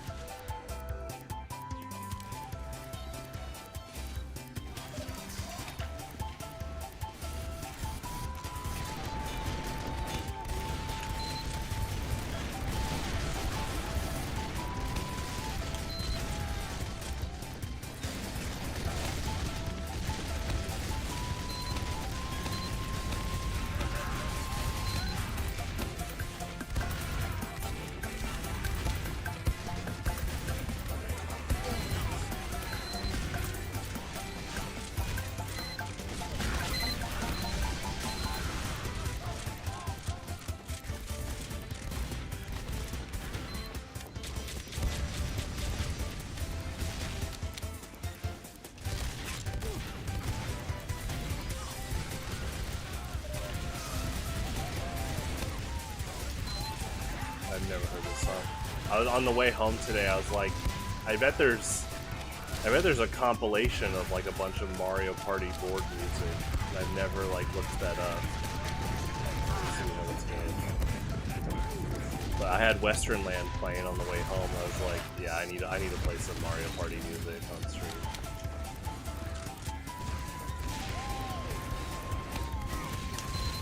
Also, Western Land should come back. Doesn't have to be Mario Party. They could just make it a world. Can you imagine playing Mario Odyssey 2 and you just come back to Western Land?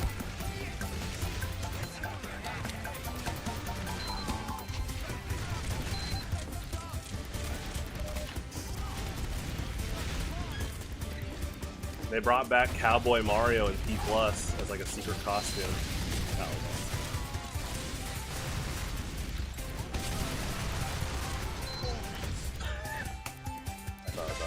Funny.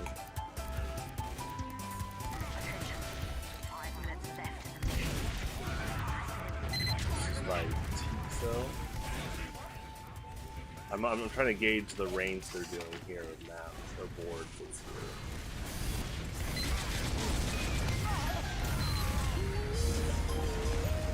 Oh my gosh, they're saying nostalgic, but this is so far 2 boards I don't recognize. I stopped playing Mario Party after 7.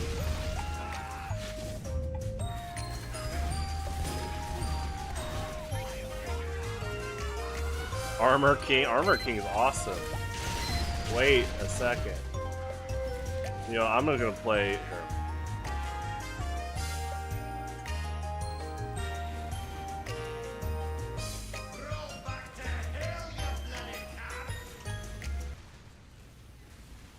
Okay, so there's this playlist. Oh, I like this. I like this one.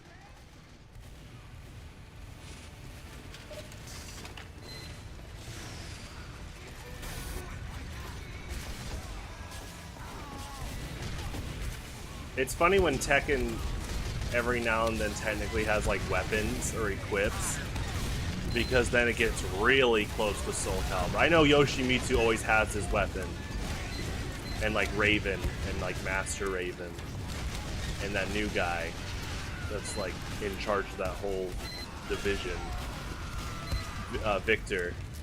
But I'm a big Soul Calibur fan. I actually learned about Yoshimitsu from Soul Calibur first, and then my same friend Dylan, when we were kids, he told me that Yoshimitsu is also in Tekken. I'm like, oh. And then we played the GameCube version of Soul Calibur 2, but when I was trying to learn about Heihachi because he's in the PS2 version.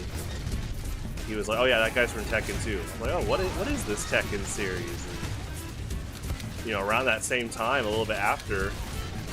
I remember one time my brother, they had an ice skating tournament. I'm trying to remember exactly where it was, but we stopped at a Pizza Hut. Remember, I'm sure you've seen the memes about the good old days of sit-down Pizza Hut.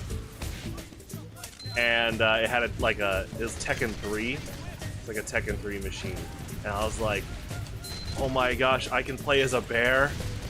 And yeah, from that day on, this is like elementary school for me. But yeah, that day on, I mained Kuma. The first time I played Tekken, yeah, it was Kuma, and I'm like, oh yeah, this is awesome.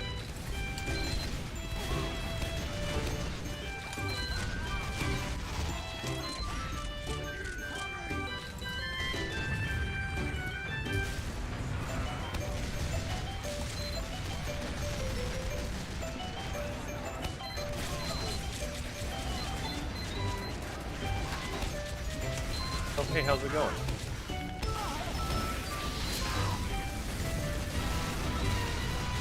Yeah, this one's all the Mario Party 1 tunes uploaded by Lightning Daisy. That's cool. I like having a video like that, maybe. You can just pull up. Oh, hey.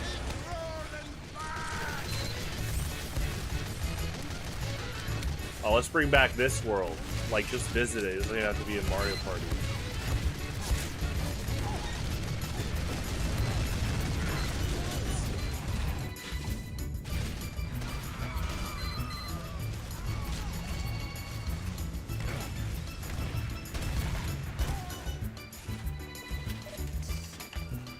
Mission ends in 60 seconds.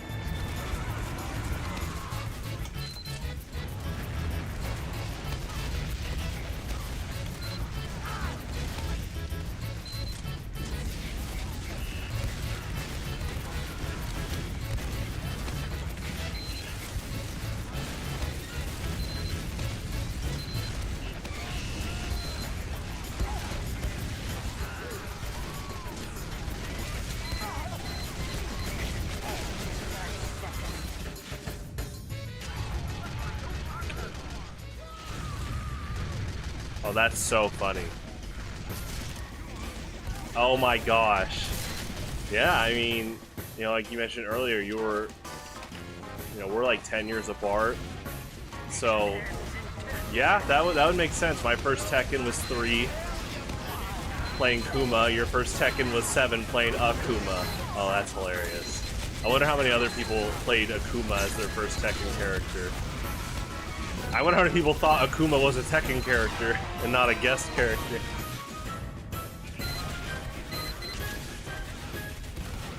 Though, there's a pretty good indicator he's a guest character, because a lot of the guest characters have their own, like, special meters and mechanics, like Geese.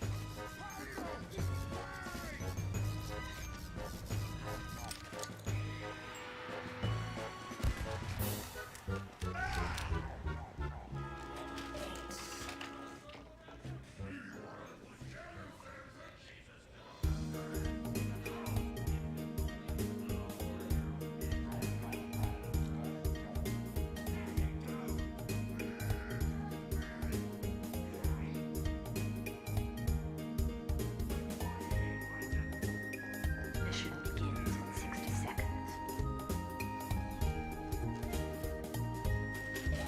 Yeah, so this is one of the greatest Mario songs ever made, which is saying something, because the Mario series literally has Koji Kondo and David Wise dropping multiple killer songs throughout the timeline. But yeah, here we got the Xenoblade Chronicles Xenogears composer be like, okay, let me compose some Mario music.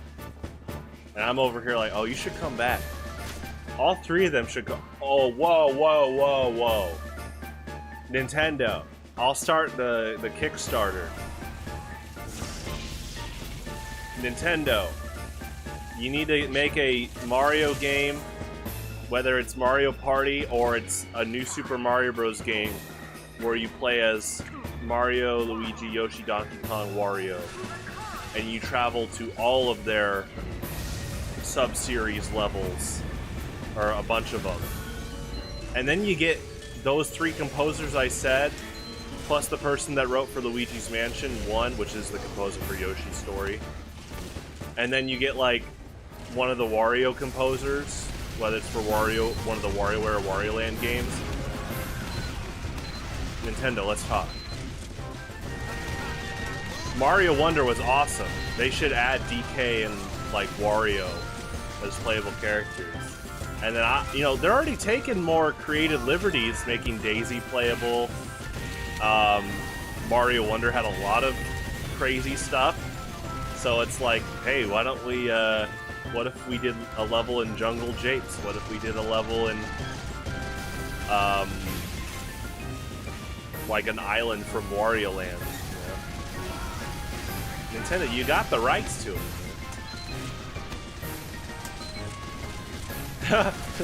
Class-based platformer. Oh my gosh, that'd be killer. Mario, Luigi, Yoshi, DK, Wario, Peach, Daisy. I mean, they all could have their own like stats and stuff, like Mario too. You can add Waluigi. Add Waluigi. Basically, there is a. Okay, I've talked about this before. To like friends and like just on Twitter. The core 8 Mario characters are right there in Mario Kart 64. Hey, there it is right there. We're gonna play it. Woo! Mario Kart 64 just kind of showed the public like, oh yeah, these are the core 8 Mario characters. And then you can expand upon that, like what you said. It's like the core 8, and then if you expand that, it's Daisy, Rosalina, Waluigi, Toad's part of the core 8. Daisy, Waluigi, Rosalina, Birdo, Diddy Kong, Bowser Jr. You add those 6, and that's like a really strong core 14. Yeah, that would be a great.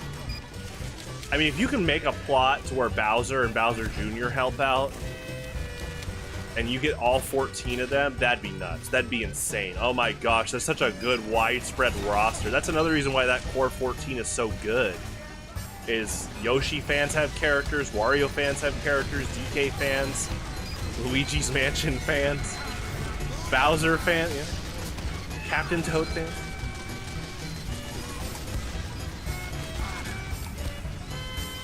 Yeah, basically it's the core 8 Mario Kart 64 roster, and then the core 14 expanded upon that. So I think they should definitely be pushing that even more with like mainline games if they have multiple characters. Mario Wonder is looking to serve like a good canvas, but now I think they can readjust it and have all those characters playable. And I'm saying that realistically, not like, you know, some of those Smash fans on Twitter that make these unrealistic, crazy, angry rants because X background character from Wario Land 2 didn't make it in. Listen, I'm not against, like, one of those enemies in Wario Land 2 being a possibility, you know, the ones with the spears or something. But, I'm just saying, realistically, they could pull it off. But someone needs to take initiative. Again, Daisy playable in Mario Wonder is really big, because she hardly has appeared outside of spin-off games for years. The last time she appeared was like Super Mario Run on iOS. And before that, it was Super Mario Land on Game Boy. So to see her in Wonder was awesome. I've been a Daisy fan since I was a kid, so yeah, that was really cool. Do that more. You know, when they put Luigi, Wario, and Yoshi playable in 64 DS, that was awesome. Now, back then, me and my friend Jonathan were like, oh, why isn't it DK? We didn't hate Wario, but we're like, Wario? But I think it's cool that Wario is playable, for sure. I didn't hate him in there. but keep doing that stuff like that. I mean, Yoshi's Island DS was very ambitious. It was, you know, you played as the different colored Yoshis, but then you had Baby DK, Wario, Peach, Bowser, and Mario, and they all had different abilities. Like, keep cooking with that. Like, make a new Super Mario Bros. Game with that kind of roster, and they all have different abilities. Oh, that'd be so much fun. Because think about, like, the speed running potential. Like, DK is more agile on vines. DK is powerful and fast. Yoshi has his flutter jump, his egg lay. Luigi has I don't know if they'll put in the overpowered helicopter spin, but Luigi has like a higher jump. You know, there's all these different combos that you could do. We cooking. Yeah, Nintendo, let's talk. I'd like to help out with the Mario IP. I'd bring back this song. We'll get the rights. You have the rights. You know, talk to Hudson. You're good.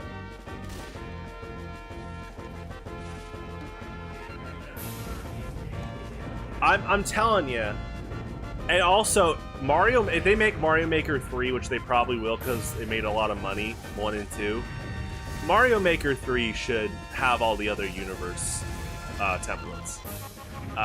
Obviously, Luigi's Mansion's 3D, so not that. But Mario Maker 3 should also have Yoshi's Island, Wario Land, and Donkey Kong Country. I think you can do it. I think you can pull it off.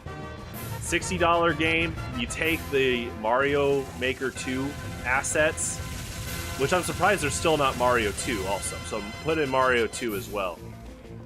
I think you can do it. That would be nuts. I would love to be able to, like, play as DK, and then someone made like a Wario Land template level. Like, literally, let's say they just remade the level from Wario Land 1, first level, and I'm playing as DK? That'd be awesome. DK has his roll, his ground slam, Wario has his shoulder bash, Yoshi's got his egg lay, you know?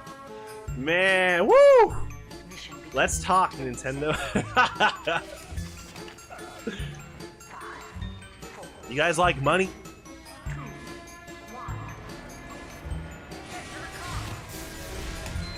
You guys like a lot of innovation?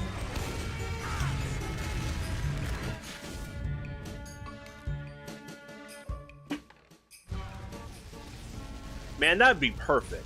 Because those 3 series I just said, Yoshi's Island, Donkey Kong Country, and Wario Land, the fans have been wanting games from those series for a long time now. All 3 of them. We would like a new game. I'm not impatient about it, but making Mario Maker 3 with all 3 of those, that would... Oh my gosh. You're already making money, but you have all these other fan bases that would buy that game because they want to play another Yoshi's Island, DKC, and or Wario Land. Yeah, I got my hopes up. I saw extra game styles, and I thought, oh, Mario 2? It's not bad. It's not bad what they added, but I think there's just so much more. I mean, look at what ROM hackers do. For free. In fact, that's what some people thought Mario Maker was motivated by, was how good those Mario Worlds ROM hacks were over the years.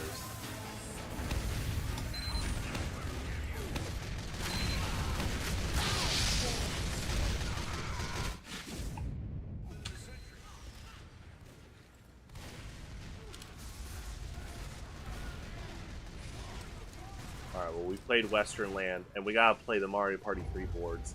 There is no war so hateful. We'll go back It's a war between kin. to lo-fi hip-hop beats, and I hope people are studying TRK. Kerber's Grove, maybe he's got an exam soon.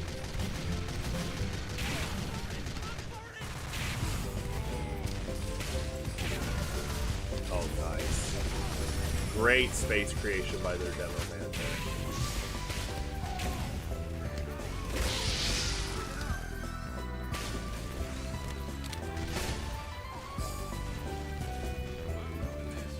Hey, Nintendo Spies, if you're still around. Another idea I've been wanting to do. Mario RPG did really well, the remake. Paper Mario Remake is doing really well in terms of sales and just overall praise.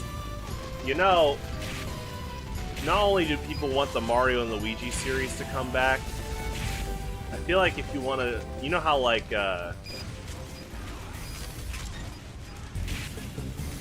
know how Mario and Luigi Partners in Time had 4 characters controlled by the 4 buttons on the DS? Well, you know, the Switch has those 4 buttons, and it also has a trigger.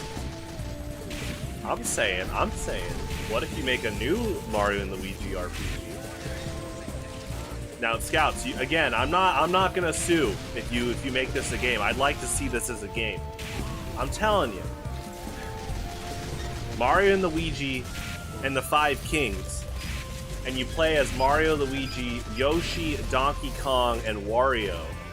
And the plot is Princess Peach, Daisy, Birdo, Candy Kong, and Mona all gets like kidnapped by Bowser, King Boo, Wart, King K. Rool, and the Shake King. Think of all the worlds you could go to. Think of all the team combinations with those 5 characters. I'm telling you. All the music callbacks, Nintendo, you know, we can make this happen. I'll help out with the music. I'll help out with the sound design.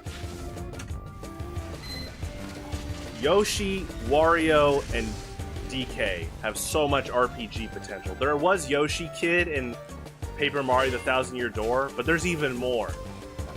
You could bring back the Ella-Melons.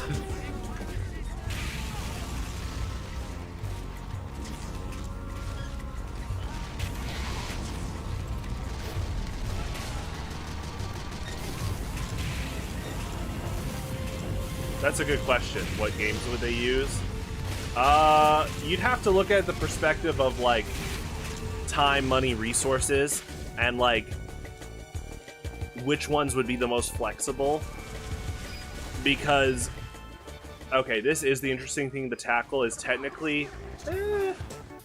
Wait, no, that's not correct. Originally, the original Mario Maker had you could make a level in one game and then put the template in somewhere else. So I make a original Mario Brothers level, and then I can put on the Mario World filter and it translates. This might be a desync now, which is okay. Like if I make a Super Mario Brothers 1-1 recreation in the Mario World template, and I try to put it in Donkey Kong Country,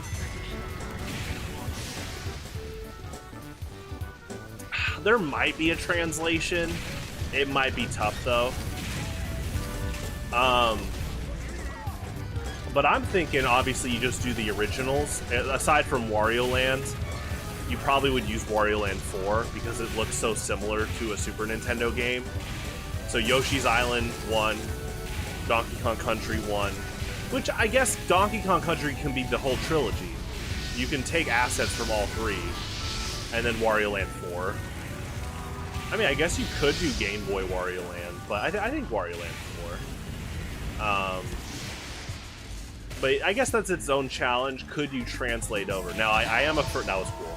Good kill. Oh, I thought I got taunt killed, but still, good kill. I felt like the medic was taunt killing me. I am a firm believer that you should be able to translate the characters. So if I pick DK, I should be able to like play as 8-bit DK if I choose Super Mario Brothers. I actually forgot you could do 3D World. Yeah, there is a desync. Yeah, so I mean that's what. Yeah, they're already on a split path of desyncing, which again is fine. And so what you can commit to is that because you're desynced, yeah, introduce DKC, Yoshi's Island, and Wario Land. That'd be awesome. I just feel like there's a lot of untapped potential in the Mario universe that they could be utilizing. Another example, I actually thought they might have did it. I know there's some like rights with like Rare, but I feel like Microsoft and Rare would be okay with it. I'm actually surprised that I actually had like a bold prediction that if Diddy Kong was going to be DLC, which I kind of felt like the second they announced DLC characters for Mario Kart 8 Deluxe, I was like, oh, well, Diddy Kong and Birdo should be in this game, as they should have been in the original. I was like, well, if Diddy Kong comes back and they're bringing tracks from other games like F-Zero and Excite Bike, it's like, oh, what if Diddy Kong came back and it was like, they chose a Diddy Kong racing track. Like, they could have chose, like, Jungle Falls or Dark Moon Cavern. I mean, Jungle Falls has water, and it has a airplane tunnel that could have been converted into a paraglider tunnel. So you could have chose Jungle Falls, and it would have fully utilized all three of the kart modes in Mario Kart 8. So I was just kind of surprised they didn't actually bring back a DKR track when Diddy Kong came back. I thought that would have been killer. Oh man, like Jungle Falls, done by like a jazz band, the Mario Kart 8 jazz band. Woo! Dark Moon Caverns, Ancient Lake. Nintendo Scouts, are you writing this down? It's okay, the broadcast is archived. You can do it later.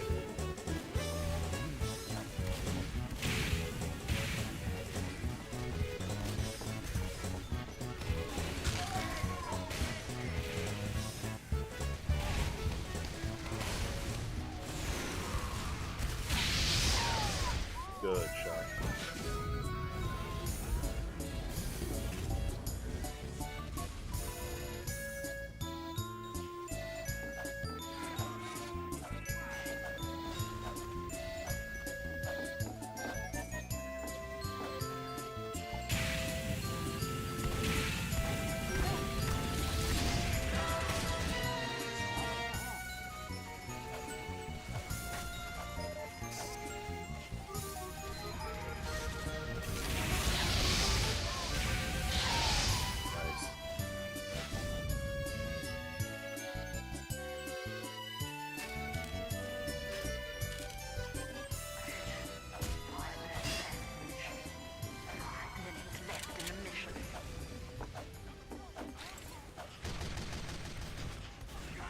Yeah, that's a good point.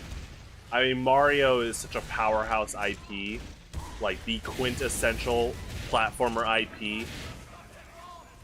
I mean, I was about to say since Super Mario Brothers, but honestly since Donkey Kong. Donkey Kong revolutionized video games.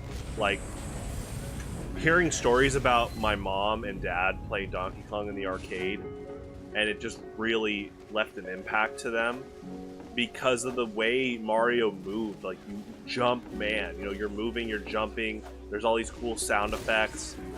There's technically, you know, there is a plot, rescue Pauline. The fact that they just kept cooking with that potential from Donkey Kong, and to this day, literally Mario and Donkey Kong are some of the biggest characters ever made. Just, I mean, that's what, good kill. That's what Colonel said in Brawl.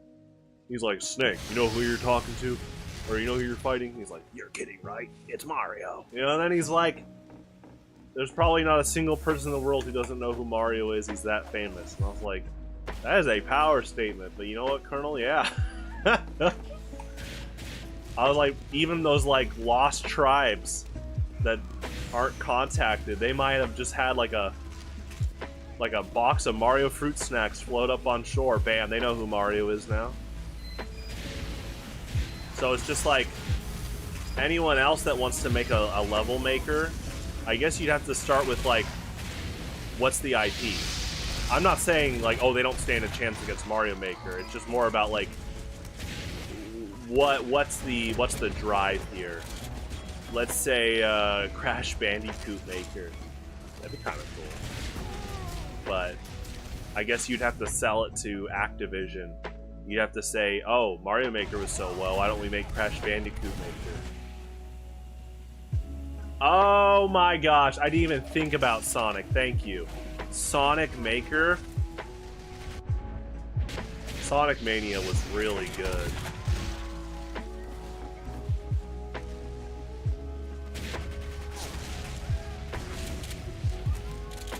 So Sonic Mania was really good. Great passion project. Yeah, Sonic Maker. Oh my gosh, that'd be nuts. I mean, look at what people do with modding Generations to this day. Generations has been modded so much that people are still making mods, and we're now getting like an enhanced port of Generations. So, and you know what? Sega is awesome. They are, honestly, they're actually getting close to Valve levels of like down to earth. We see your fan game potential. Do you want a job? Because remember, like, the Sonic Mania composer and that team in general, a lot of them were just passionate, like, ROM hackers or fan game makers. Like, you go on, like, T-Lopes' YouTube channel, and his early work was a bunch of remixes of Sonic. But the fact that Sega was like, oh, this is a team of talent, just overall. You guys want a job. And so it's like, keep doing that, and yeah, it's like, keep looking at these fan-made Sonic levels and being like, man, we could do this. We could probably talk to these ROM hackers and say, what's your process? And we'd like to make a sandbox Sonic Maker game. Oh, really? Sonic Studio? Okay, let me, if I die, let me write that down. Or next round, let me write that down, because I am going to look into that.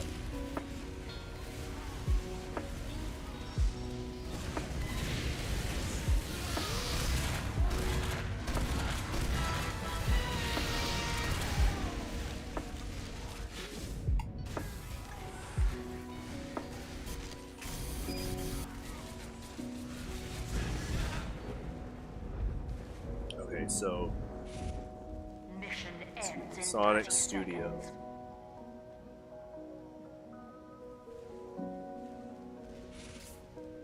Oh, I put that in the wrong channel. That's so funny.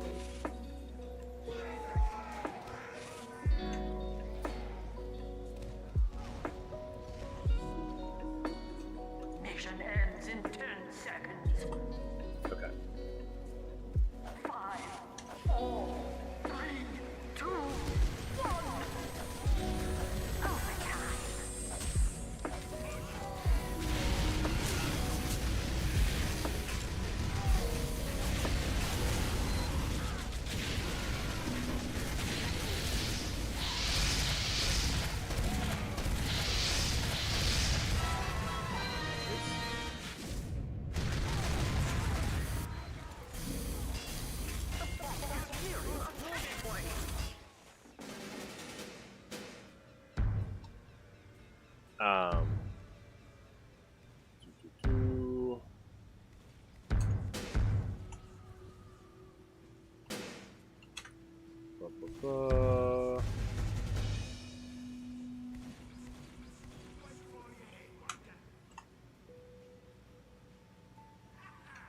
Any 2D platform. I'll be right back, and I'll have my response. But I know what you're saying, because you're kind of cooking with that Sonic Maker thing.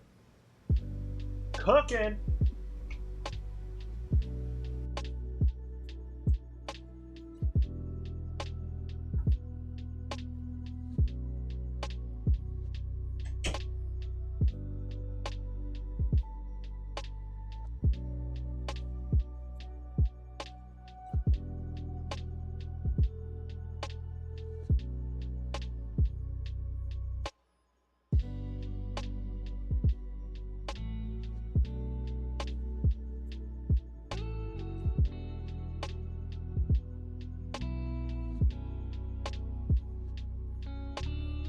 Competition begins in 30 seconds.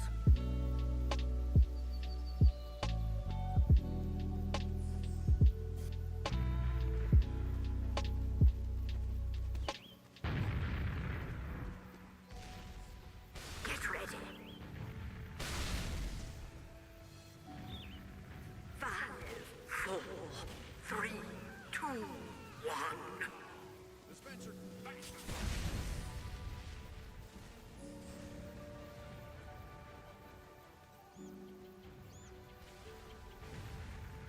Mission begins in 60 seconds.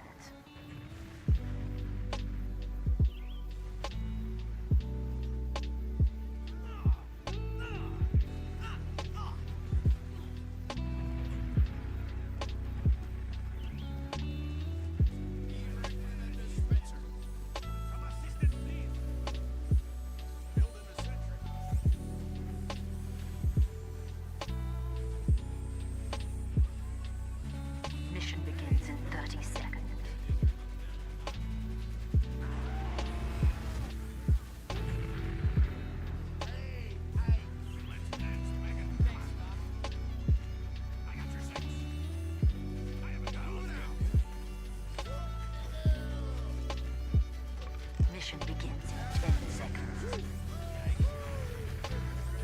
5, 4, 3, 2, 1.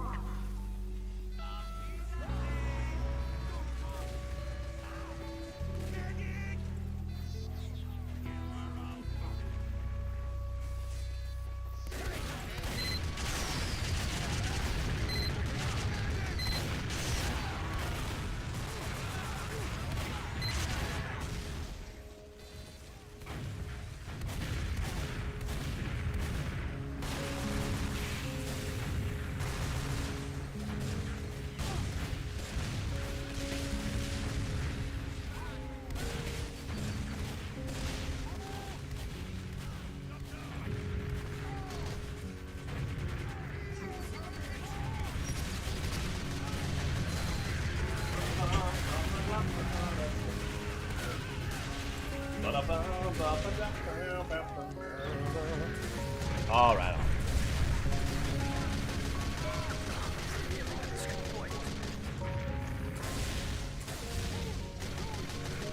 Well, you know what I have to do now.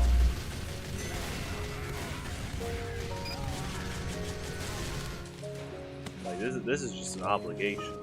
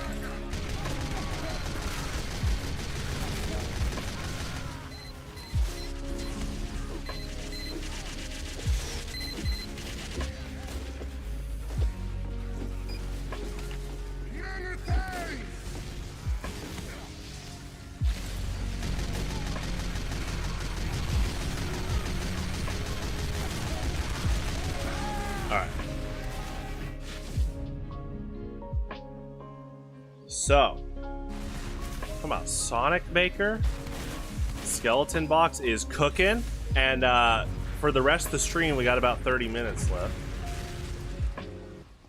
Oh my gosh, what is this? Oh my gosh, what's going on?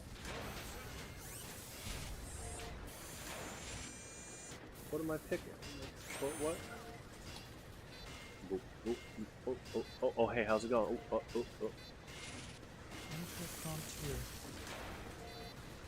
Pass. But that's not the problem. Okay. There we go. Stop, little car!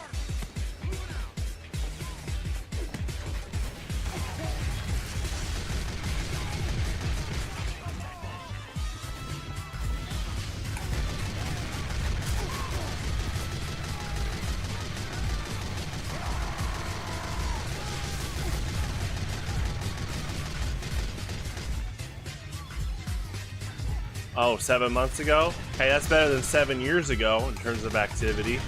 What, do they need help? Okay, still active online. Good research. Thanks for looking up.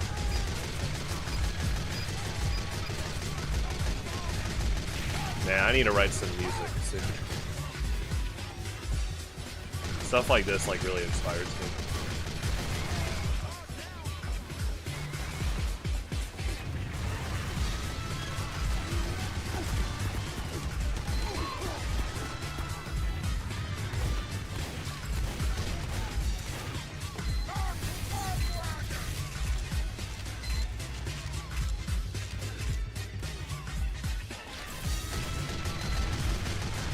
Yeah, no more likes as of like yesterday.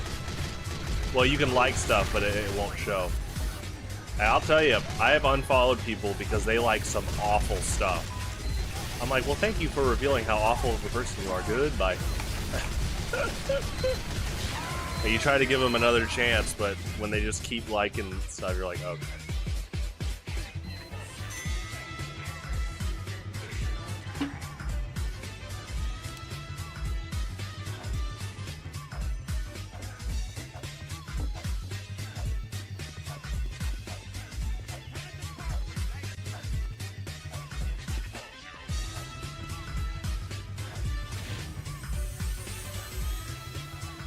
Wait, is that what happened? Did that just happen right before he stopped public? Oh no! Oh no!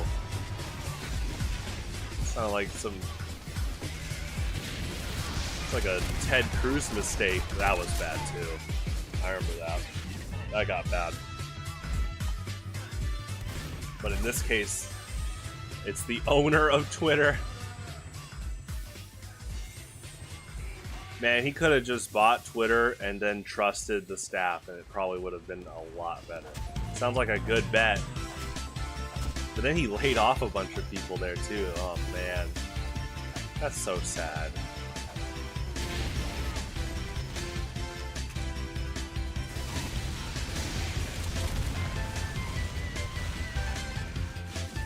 Good rocket.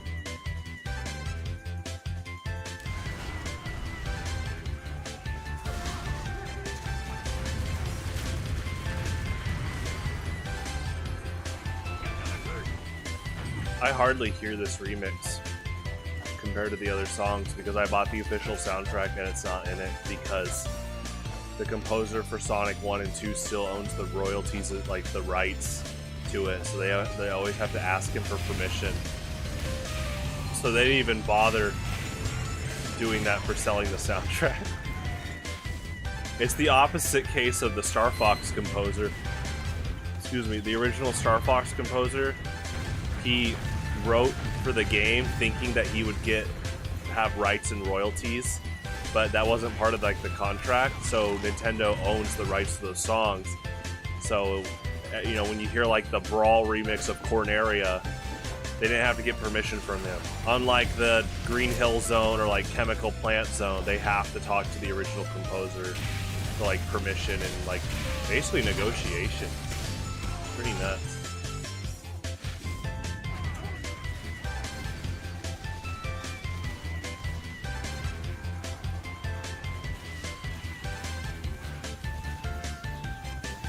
But what a strategic move of foresight. Sonic was already aiming to be literally a fierce competitor to Mario. Their whole focus was, you know, the team in Japan was like, basically they're like, what does the US define as cool? We want to make a character like that. Like overall, they did it. And then the composer had the foresight to be like, I own the rights to this music from Sonic 1 and 2. And Green Hill Zone is the Super Mario Brothers theme of Sonic, so the push and shove of like, oh man, yeah, it's the Sonic theme, like the iconic Super Mario Brothers theme for Sonic, so we gotta bring it back multiple times, so he keeps making money.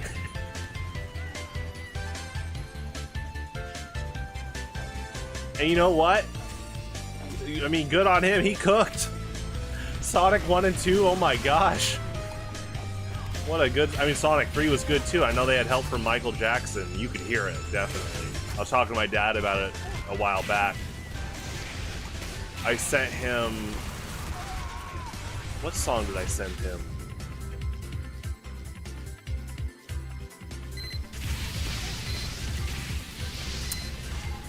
I sent him a Sonic 3 song.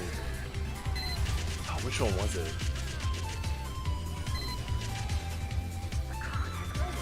I think it was Hydro City Act 2. I was like, you can hear Michael Jackson's influence in this song. And he was like, yeah, you're right. See, I like Sonic 3. I think they're all good. And I like Sonic and Knuckles and Sonic CD.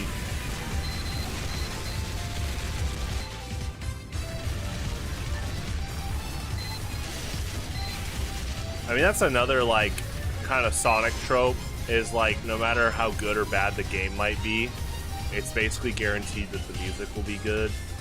The only one bad Sonic song, like official bad Sonic song I've heard, isn't even on fault of the original composition, but it is because the instrument set was not used well. It is the options theme from Sonic Spinball.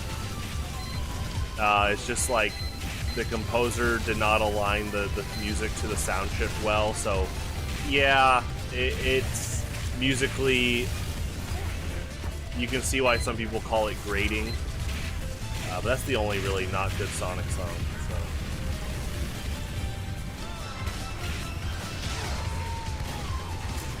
Brad Buxton. Actually don't know that name.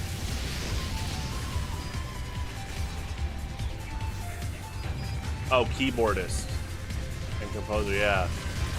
Yeah, in collaborations with Michael Jackson, that's cool. That's a good name drop. I actually didn't know about him, wow.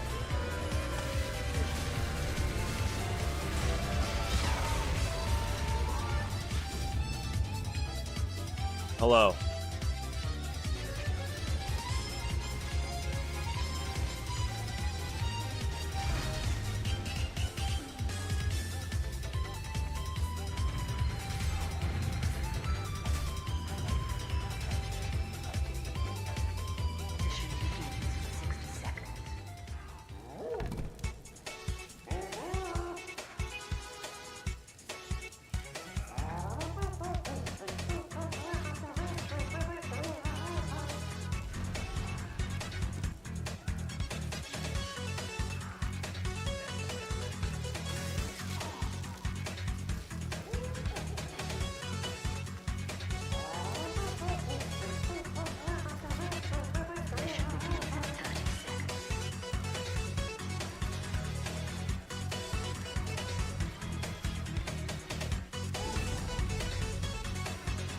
I didn't know that either. Wow. You're bringing some good facts tonight, just in general. Nice.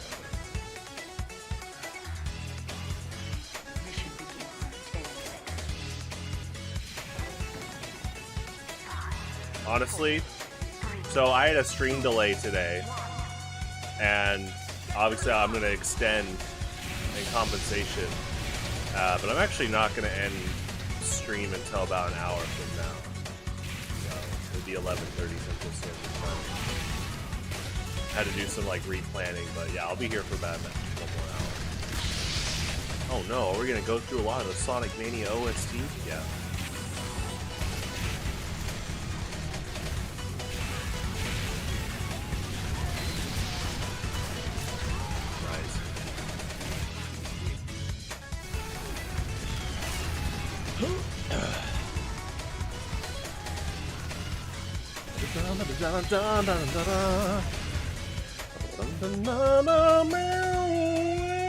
It's like, whoa, they are belting it with those notes. All right.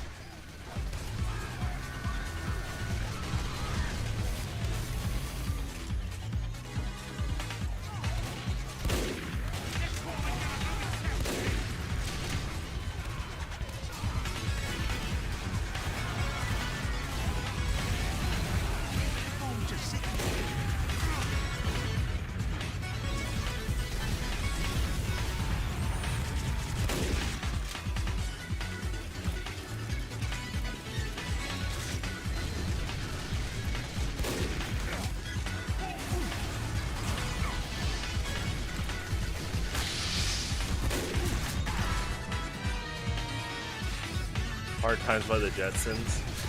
I'll listen off stream. I'll let you know. But thanks for letting me know. That's a good fun fact. So.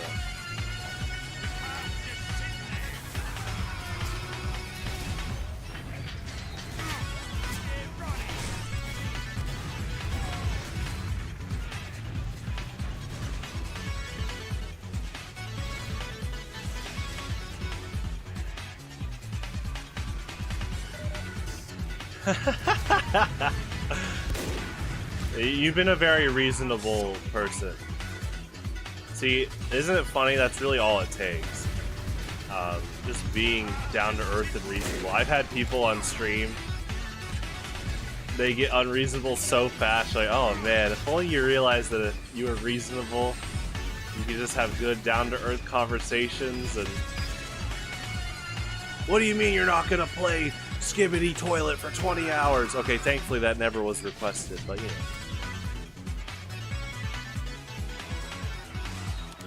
Oh gosh, I say that and TRK is probably still awake typing right now. He's been waiting for this moment.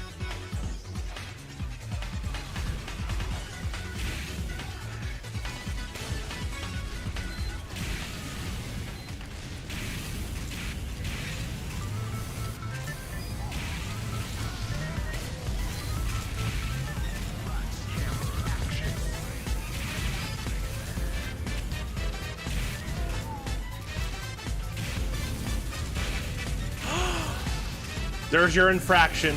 There goes your reasonable reputation.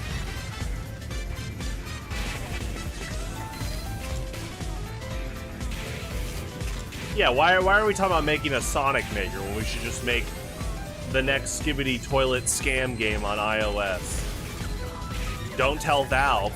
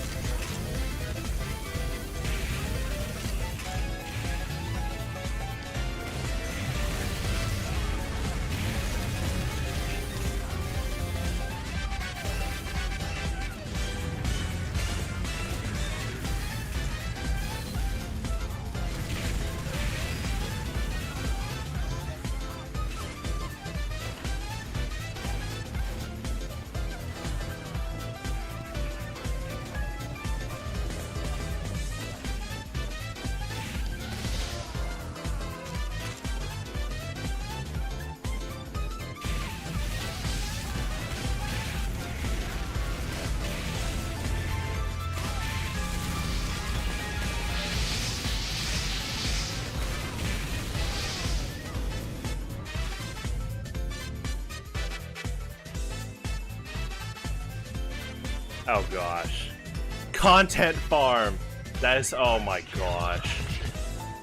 Oh, it's painful. It is painful to think how many people drop their dignity to content farm to try to boost views. But it's like, if you're just a good, genuine, down-to-earth person, have some foresight and think about how much that could benefit you even more while saving your dignity.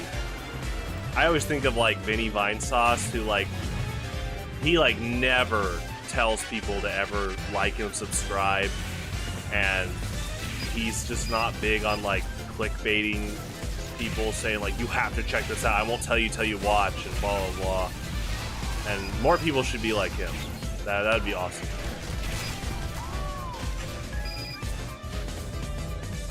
In that case, but obviously so he'll tell you. In fact, Skibbity Toilet is the exact example. Even he is like, he's like, what's wrong with me? Because sometimes he goes overboard with something like that as the subject, and he'll just repeat it multiple times.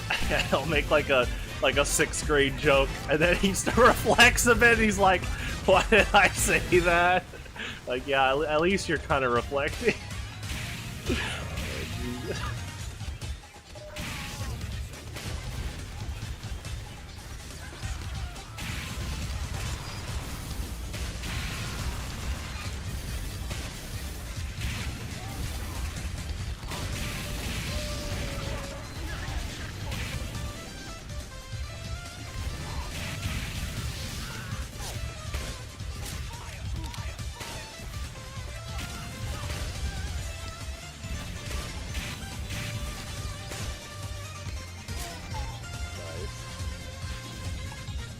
Denny Slamburger TM.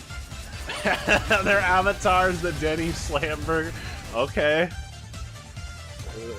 It looks like they're on a marketing campaign. Inflation hit Denny's pretty hard. Now you're going to TF2 servers. Dang.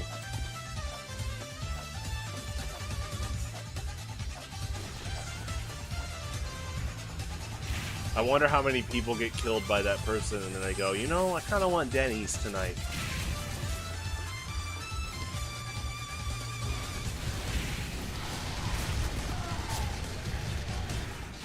Yeah, it's really good. Studiopolis, Act 1 and 2.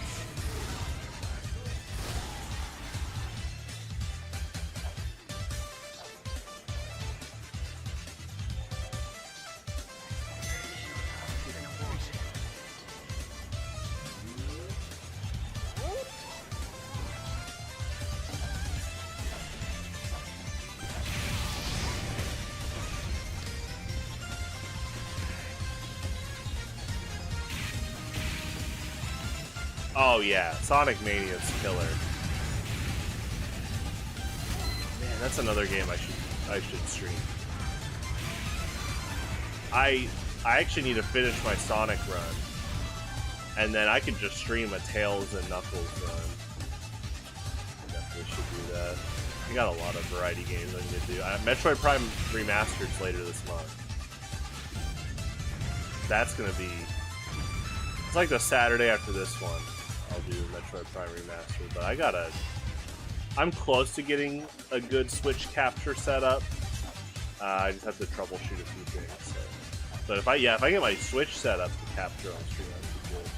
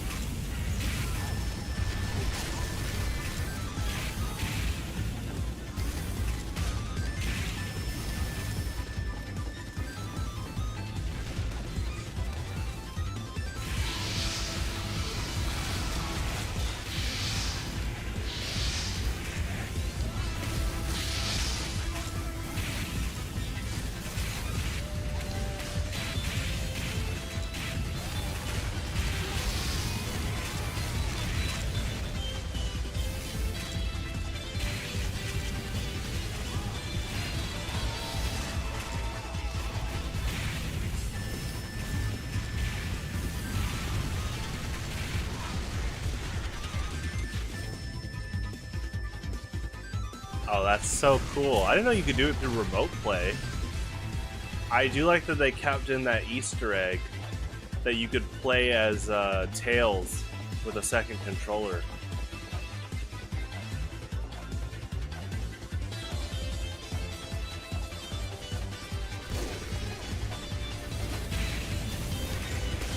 I actually remember I discovered that on accident. When I was really young, my brother, I did do the whole trope of give your brother the controller, and it's like the third party one, and another one is when we were both little. I actually thought I was just, because they wanted to play too, and I was playing Sonic 2,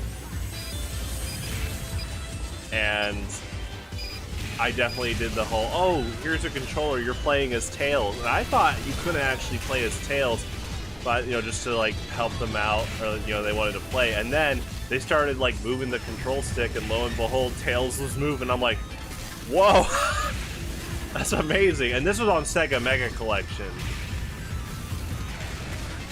That's actually interesting, too. Sonic has been ported on so many consoles that you can kind of tell what generation you might be from by how you first played Sonic. Now technically I first played Sonic 2 on my neighbor's Genesis, but I didn't own Sonic 2 until Mega Collection on GameCube, so that's how me and my brother played. And so it's interesting that, yeah, this early mid-2000s game, Mega Collection was early 2000s. That's how I owned Sonic 1 to 3 and Knuckles, so.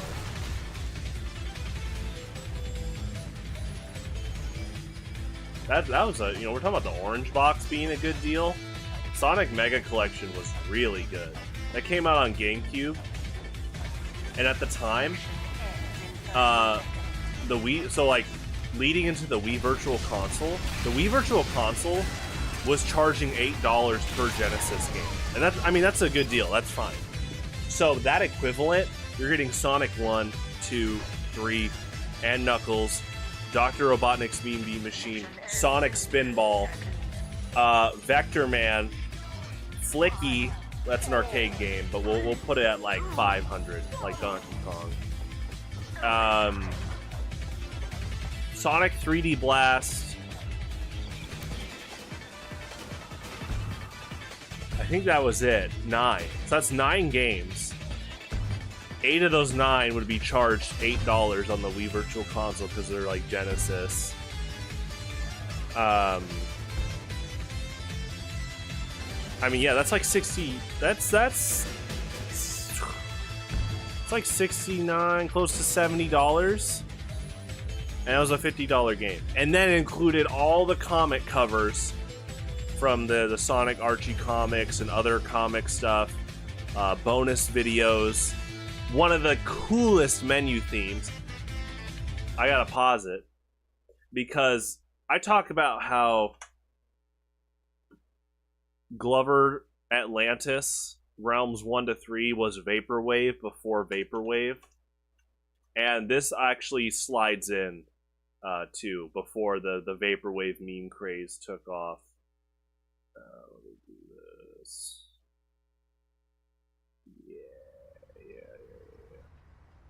Competition begins in 30 seconds. I was like, this is just adding to the price of it.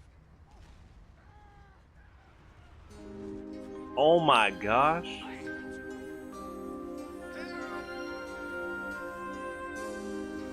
Are you ready? Oh, you played on Wii Virtual Console. Nice. Yeah. 3, 2, 1. Oh, yeah. So exactly. Sonic has been, those Genesis Sonic games have been ported so many times that like all these kids have different ways to own it. And mine was Sonic Mega Collection on GameCube. So.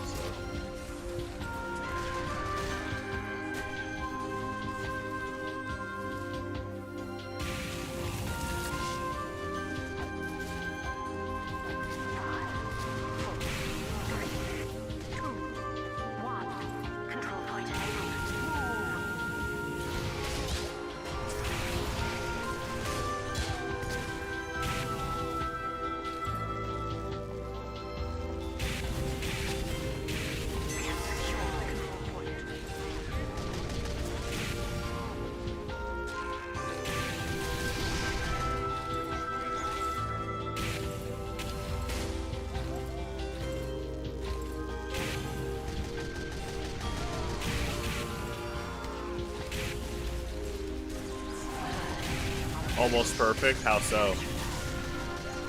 I don't really know about it, so.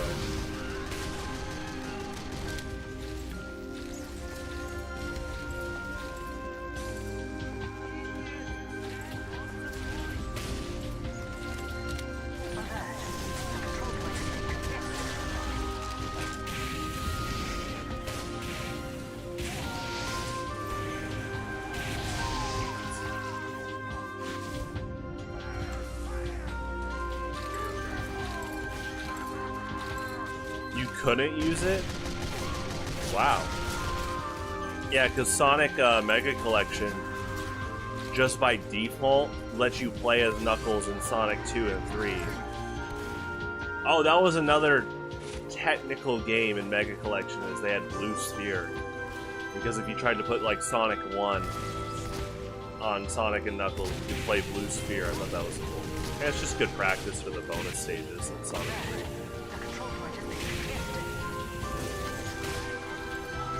Kind of cool song too. Also, Sonic Mania, man, that blew my mind when they brought back the Mean Bean Machine boss and they used music from Mean Bean Machine. That was so awesome. That kind of stuff is what I want Nintendo to do more. Because they were like, oh, Mean Bean Machine is a Sonic game, and it's associated with Dr. Eggman. Use him in the boss there, and bring back and remix the song. And so I thought that was awesome, and it was funny to see players like adapt to basically Puyo Puyo. Some of them might have not played Puyo Puyo for the first time, and like I loved it so much just seeing people like, whoa, what? And, oh man, that's one of the best surprise moments in any Sonic game. They could.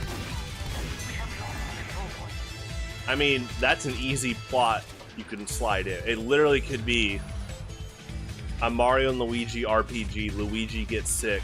Mario changes costume, gets out the bottle, and then you play Dr. Mario as like part of the chapter. I mean, they brought back the viruses in Superstar Saga. That was awesome. Yeah, more of that.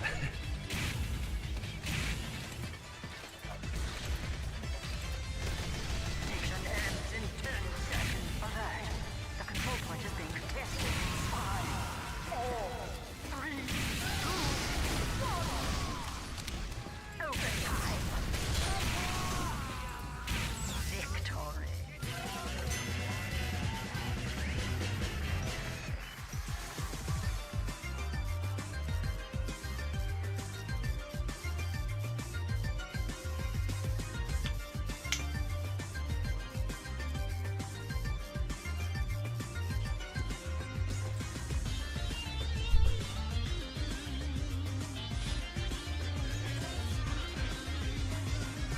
Yeah, classic Sonic, awesome. I mean, I've just been a Sonic fan in general most of my life. I didn't play it until... I'm trying to get this down.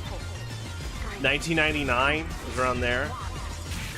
Yeah, I'm trying to remember everything. Yeah, like 1999. Around there is when I played Sonic 2. But yeah, I've been a big fan ever since.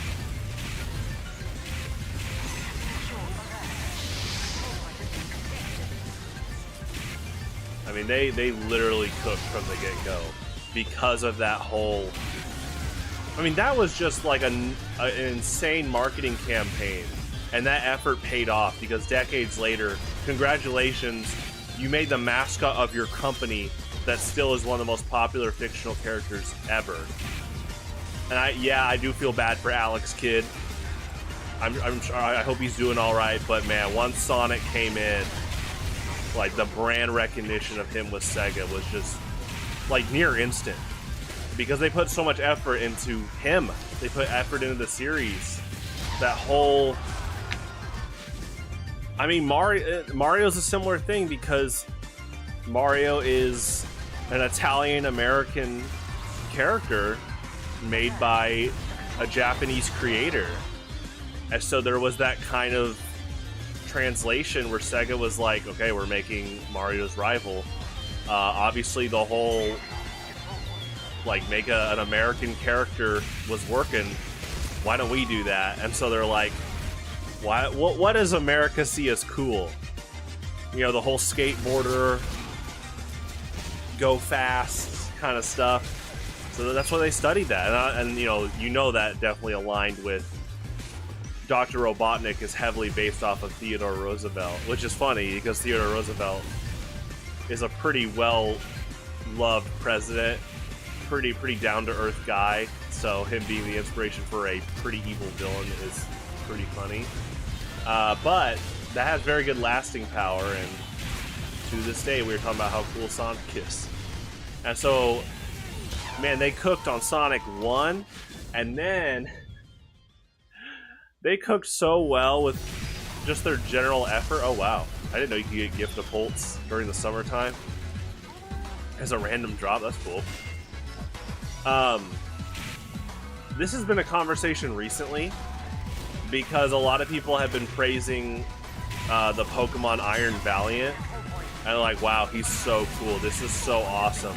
Iron Valiant, to some Pokemon fans, is like their first introduction to that type of cool character aesthetic, and thankfully people are educating them, saying, oh, they literally took Metal Sonic's aesthetic and made a Pokemon from it. Metal Gallade, you know, and it's just like, Yeah, and Metal Sonic was made in the 90s. They cooked. Metal Sonic was made by the guy that made Shadow the Hedgehog. Go figure.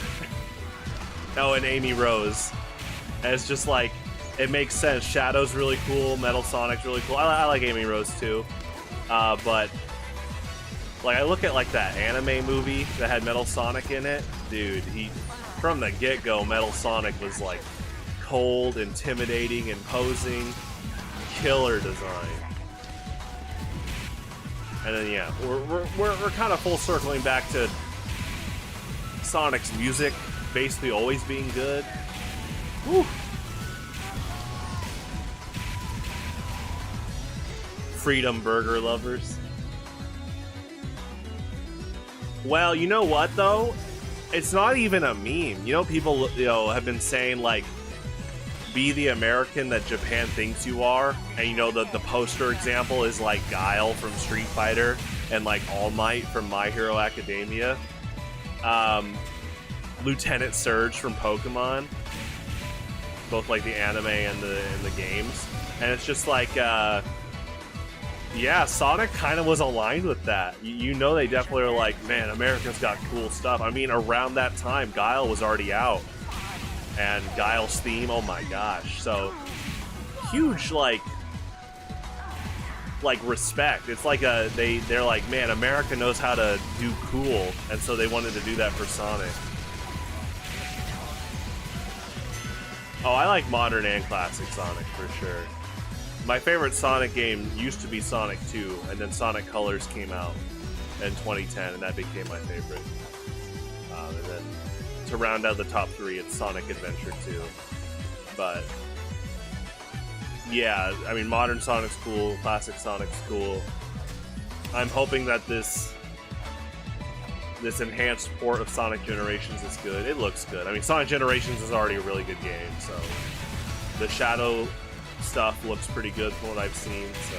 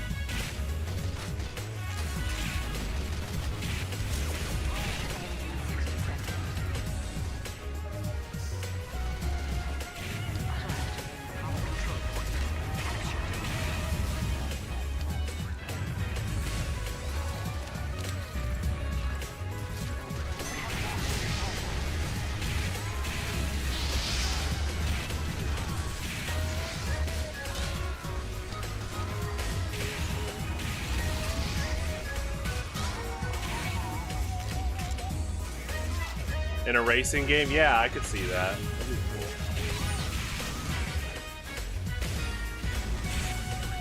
We have secured the control point. Alert. The control point has been captured.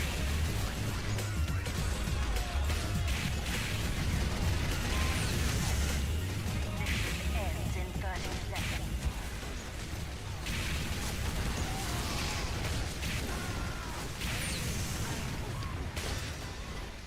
Oh my gosh, I love this breakdown right here.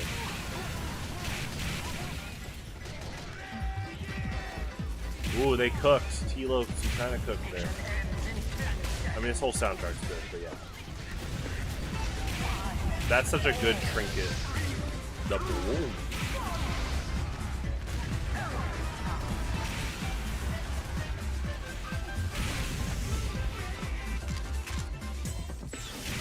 Alright, this will be my last map for tonight.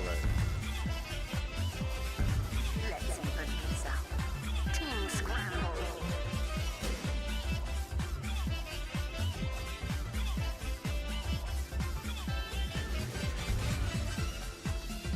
He did pretty good.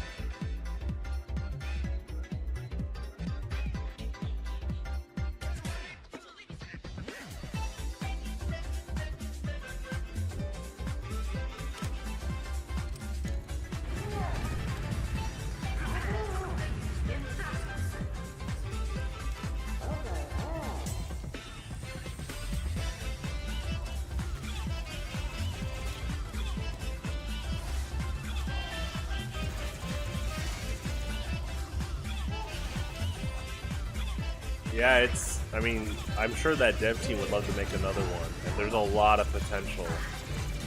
I mean, they could do, I mean, there's a ton of levels you can still pull from Sonic's 1, 2, 3, Knuckles, and CD. But then, you could pull levels from Knuckles Chaotix and Tails Sky Patrol. You could remake those. Yeah, there's a lot they could do.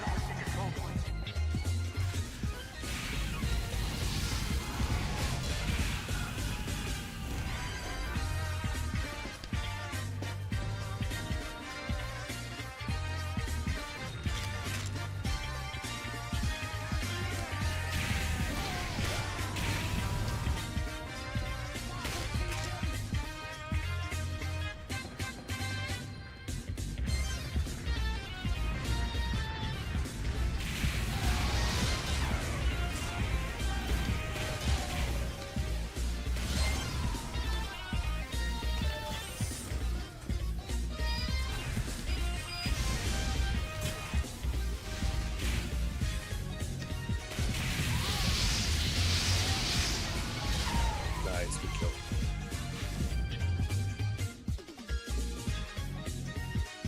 Yeah, I actually was just thinking that when you said no Sonic Mania 2, my initial thought was like, my initial idea was like, what if the secret project is it's modern Sonic Mania? Sonic Advance Trilogy, and then Sonic Rush 1 and 2. Yeah, maybe I could do that.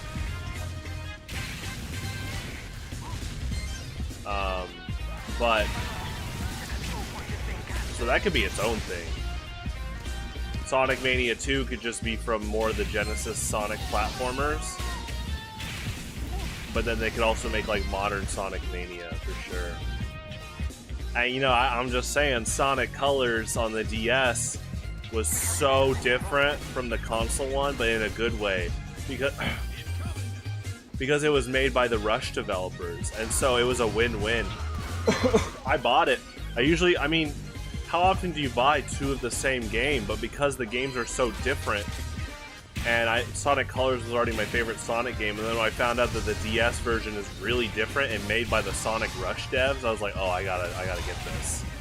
And it's really good. So technically, if they did modern Sonic Mania, you could pull from Sonic Colors on the DS too.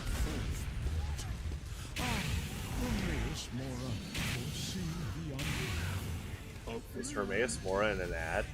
Hold on. Oh wow. I just hear Hermaeus Mora and I was like, oh. Well, good on his actor, Wes Johnson, for getting that work. That's cool. I know he likes playing that character. Sonic Pocket Adventure.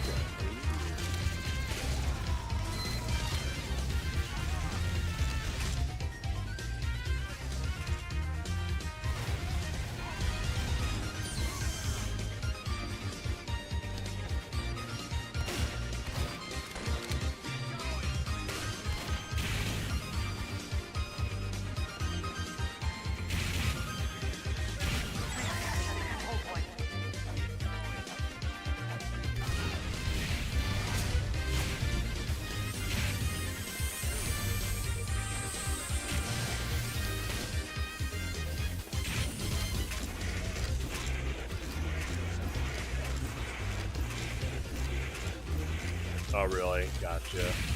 Sonic Unleashed on mobile phone. I am grateful that Unleashed happened.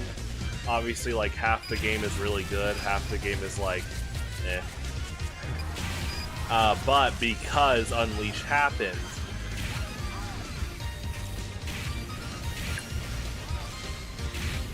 I'm trying to think of this analogy.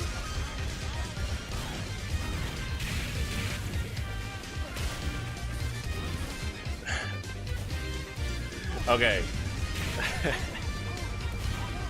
Unleashed is like a bad expired, kind of like an expired salad, but it has amazing fried chicken bits all over it.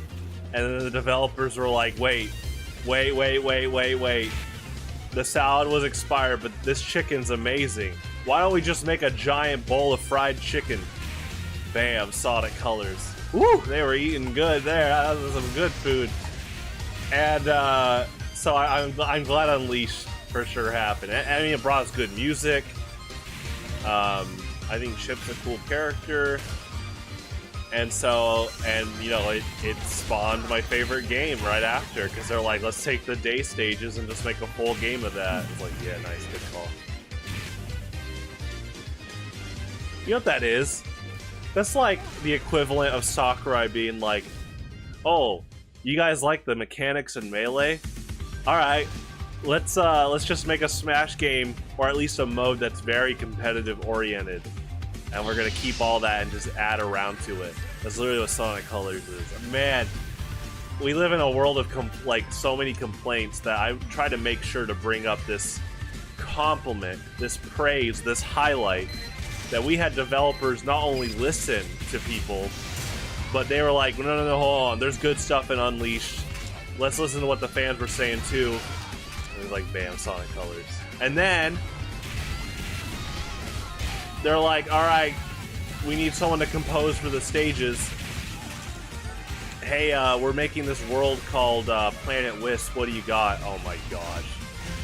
Oh no, another intermission. Oh no. Oh yeah, I got, you know, some of the best music you'll ever hear. Oh, really? Oh, okay. Well, go ahead.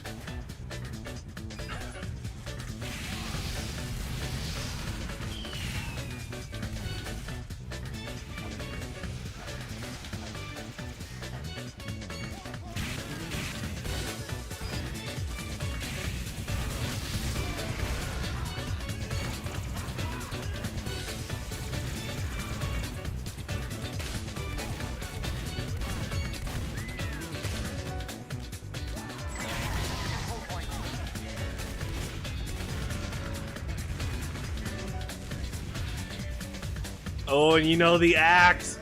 Oh, you're well versed in good Sonic music. Yeah, I like all the acts. Act 3 is my favorite, but yeah, all three of them are good. I need to do an analysis article on Planet Wisp because it's like it's actually an abundance of multiple genres. It's like neo ragtime, steampunk, industrial, and it's awesome.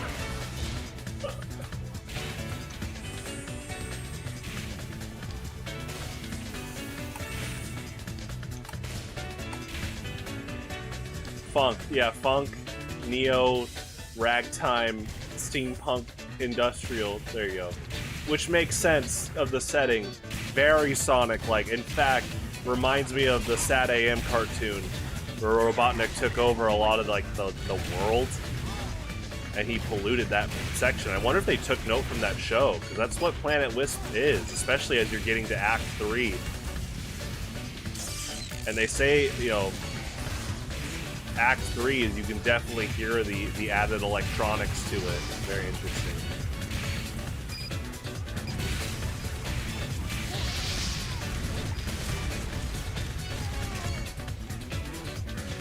It's like the added. I'd say added busyness, but in a good way. It's kind of like F-Zero GX. You know, some of the music is very busy, but again in a good way because of its structure. It's not busy like low effort chaos that you could just pound on the keyboard and say click submit.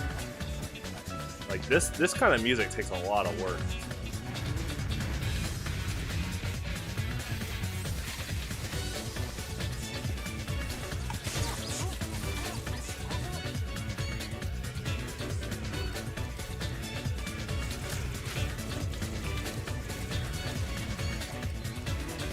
Yeah, that's a good point. Bad Future and Generations. Yeah, that is how it sounds. True. I like that version too. I'm glad Planet Wisp came back. I love that Sonic Colors was in Generations because yeah, it's a mainline Sonic game. It came out the year before, and I remember Game Trailers was talking about like how much they loved playing Planet Wisp in HD. I was like, yeah, that's a good point. But see, that's the thing. Sonic Colors looks good on the Wii, like 480p. Now you can do progressive scan, but man, I love Sonic Colors.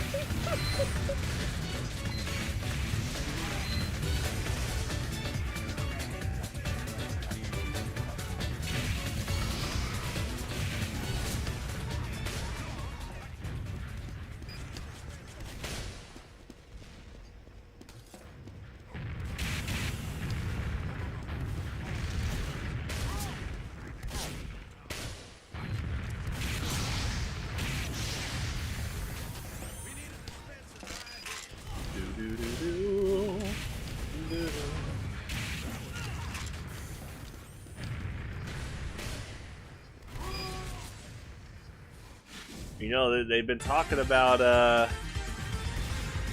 that Sonic Chronicles RPG, but honestly, that's another template they could cook with. They, Sonic Chronicles is like,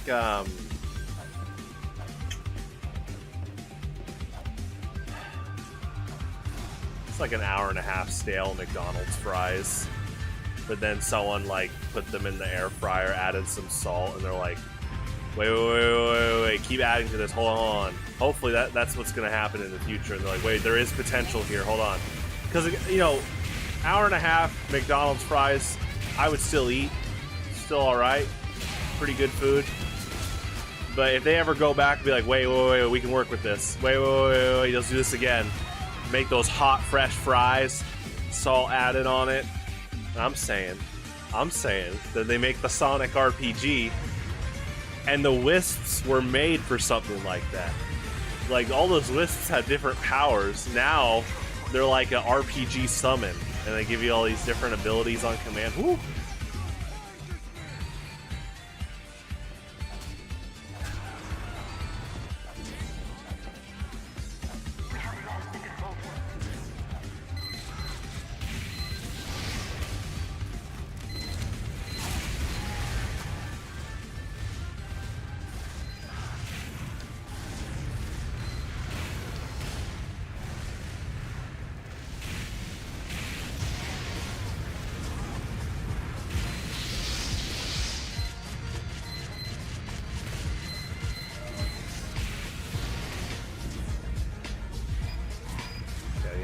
This medic.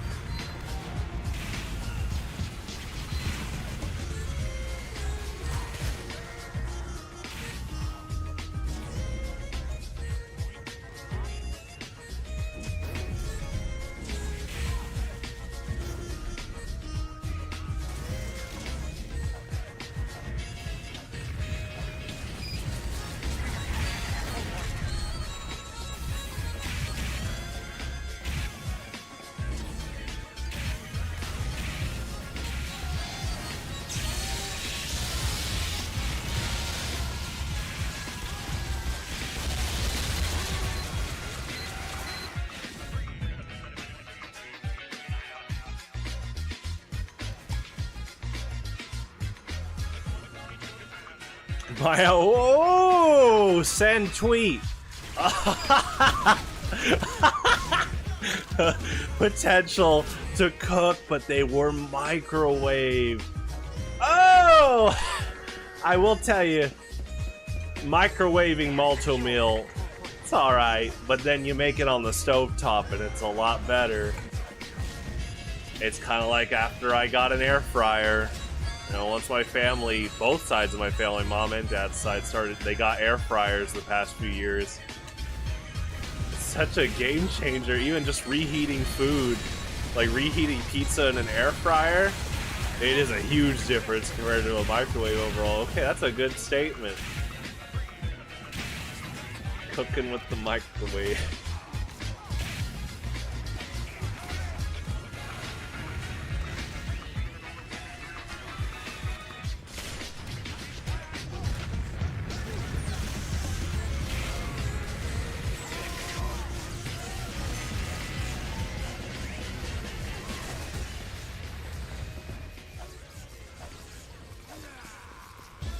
That'd be an interesting analysis of, oh man, Sonic games that were like good, but if you just cooked it in the oven or the air fryer, it would have been exceptional. Because Unleashed, like half of Unleashed is good, so that's not even like good. If you remove the Werehog stages, that's, well, half the game gone, so now it definitely needs to be a $30 game. So that doesn't count. That's literally half and half there. But they already solved that with Sonic Colors. They're like, okay, let's take the good half and make a full game out of it. Okay. Sonic Chronicles. I don't know, I kind of like microwave Easy Mac. But compared to, like, making it in the pot, like standard mac and cheese, it is a lot better, in my opinion. But Sonic Chronicles, the template was good. It's just that I think, yeah, the execution was a bit, like, sluggish. But they could revisit something like that.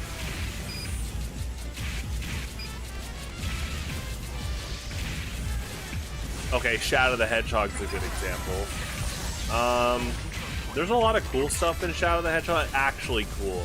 I'm not talking about the meme association, Shadow cursing, and the memes of like, oh, he's got a gun. Like, that whole Lovecraftian horror association group, they're pretty cool, like design-wise, and that's a good association with Shadow in terms of like dark origins, but it shows that Shadow, how much he has progressed as a hero, you know, because he cares for like Maria, so that's a good concept. It's just that Shadow the Hedgehog's execution, well, they like use the Sonic Heroes engine, but the problem is that you removed 2 characters in the level, so it's just Shadow, and it had all these ideas, but it wasn't streamlined. I think what made Sonic Heroes work is it was pretty streamlined, very action oriented, but Shadow the Hedgehog was kind of firing a bunch at the dartboard. Yeah, so this is like this is the project of like how would you cook in the oven with Shadow the Hedgehog? Let's say they make a sequel. I think the prequel stuff in Sonic Forces was actually pretty good with Shadow, so you could do more of that. I mean, that's kind of the ironic part is if you make it more simple again and make him play very similar to Sonic, obviously with his own personality, that's a good template. The Shadow levels in Sonic Adventure 2 were all good. And he was supposed to play almost just like Sonic. I mean, the animations were different, but yeah, that's a big factor. Man, talk about an intro. Freaking Radical Highway. Woo! I guess technically his intro was in that Dr. Eggman cutscene, but I'm talking about gameplay intro, which I will now use. I'm gonna use this as my exit song. I mean, I gotta play that. I bring it up and I gotta play it. You know, it's like.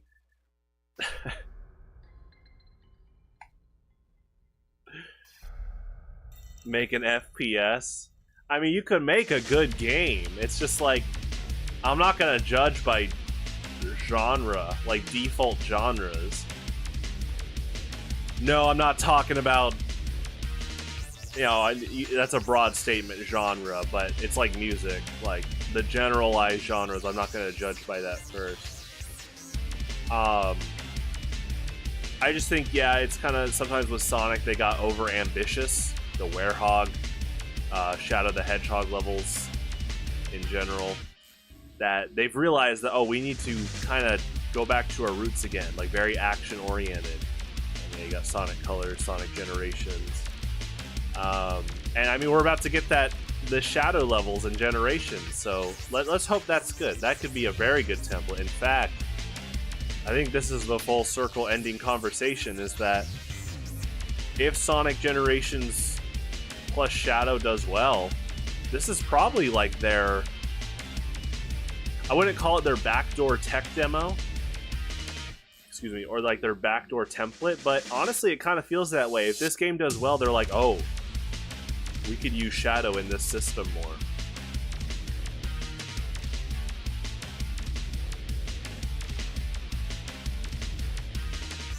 Well, alright. Thank you guys for tuning in. That was a lot of fun.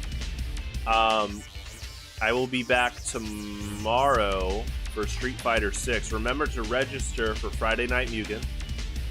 There is a channel on the Discord for that. Registration won't end until 4 p.m. tomorrow, Central Standard Time. So yeah, I'll be back tomorrow for Street Fighter 6, Friday Night Mugen. We need more Shadow in our lives. Hey, I mean, Radical Highway is a crazy song, so I'm glad more people hopefully are listening to it. Alright, goodbye. Stay safe out there. Have a good one. Man, that bass line. Okay, hold on. Listen to this, listen to this.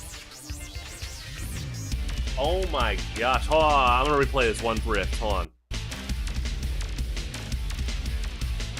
This bass player's like, hold on. Let me come in. The song's almost done. I got something. Oh, you got some? Okay. Go ahead. Oh! Alright. Have a good night.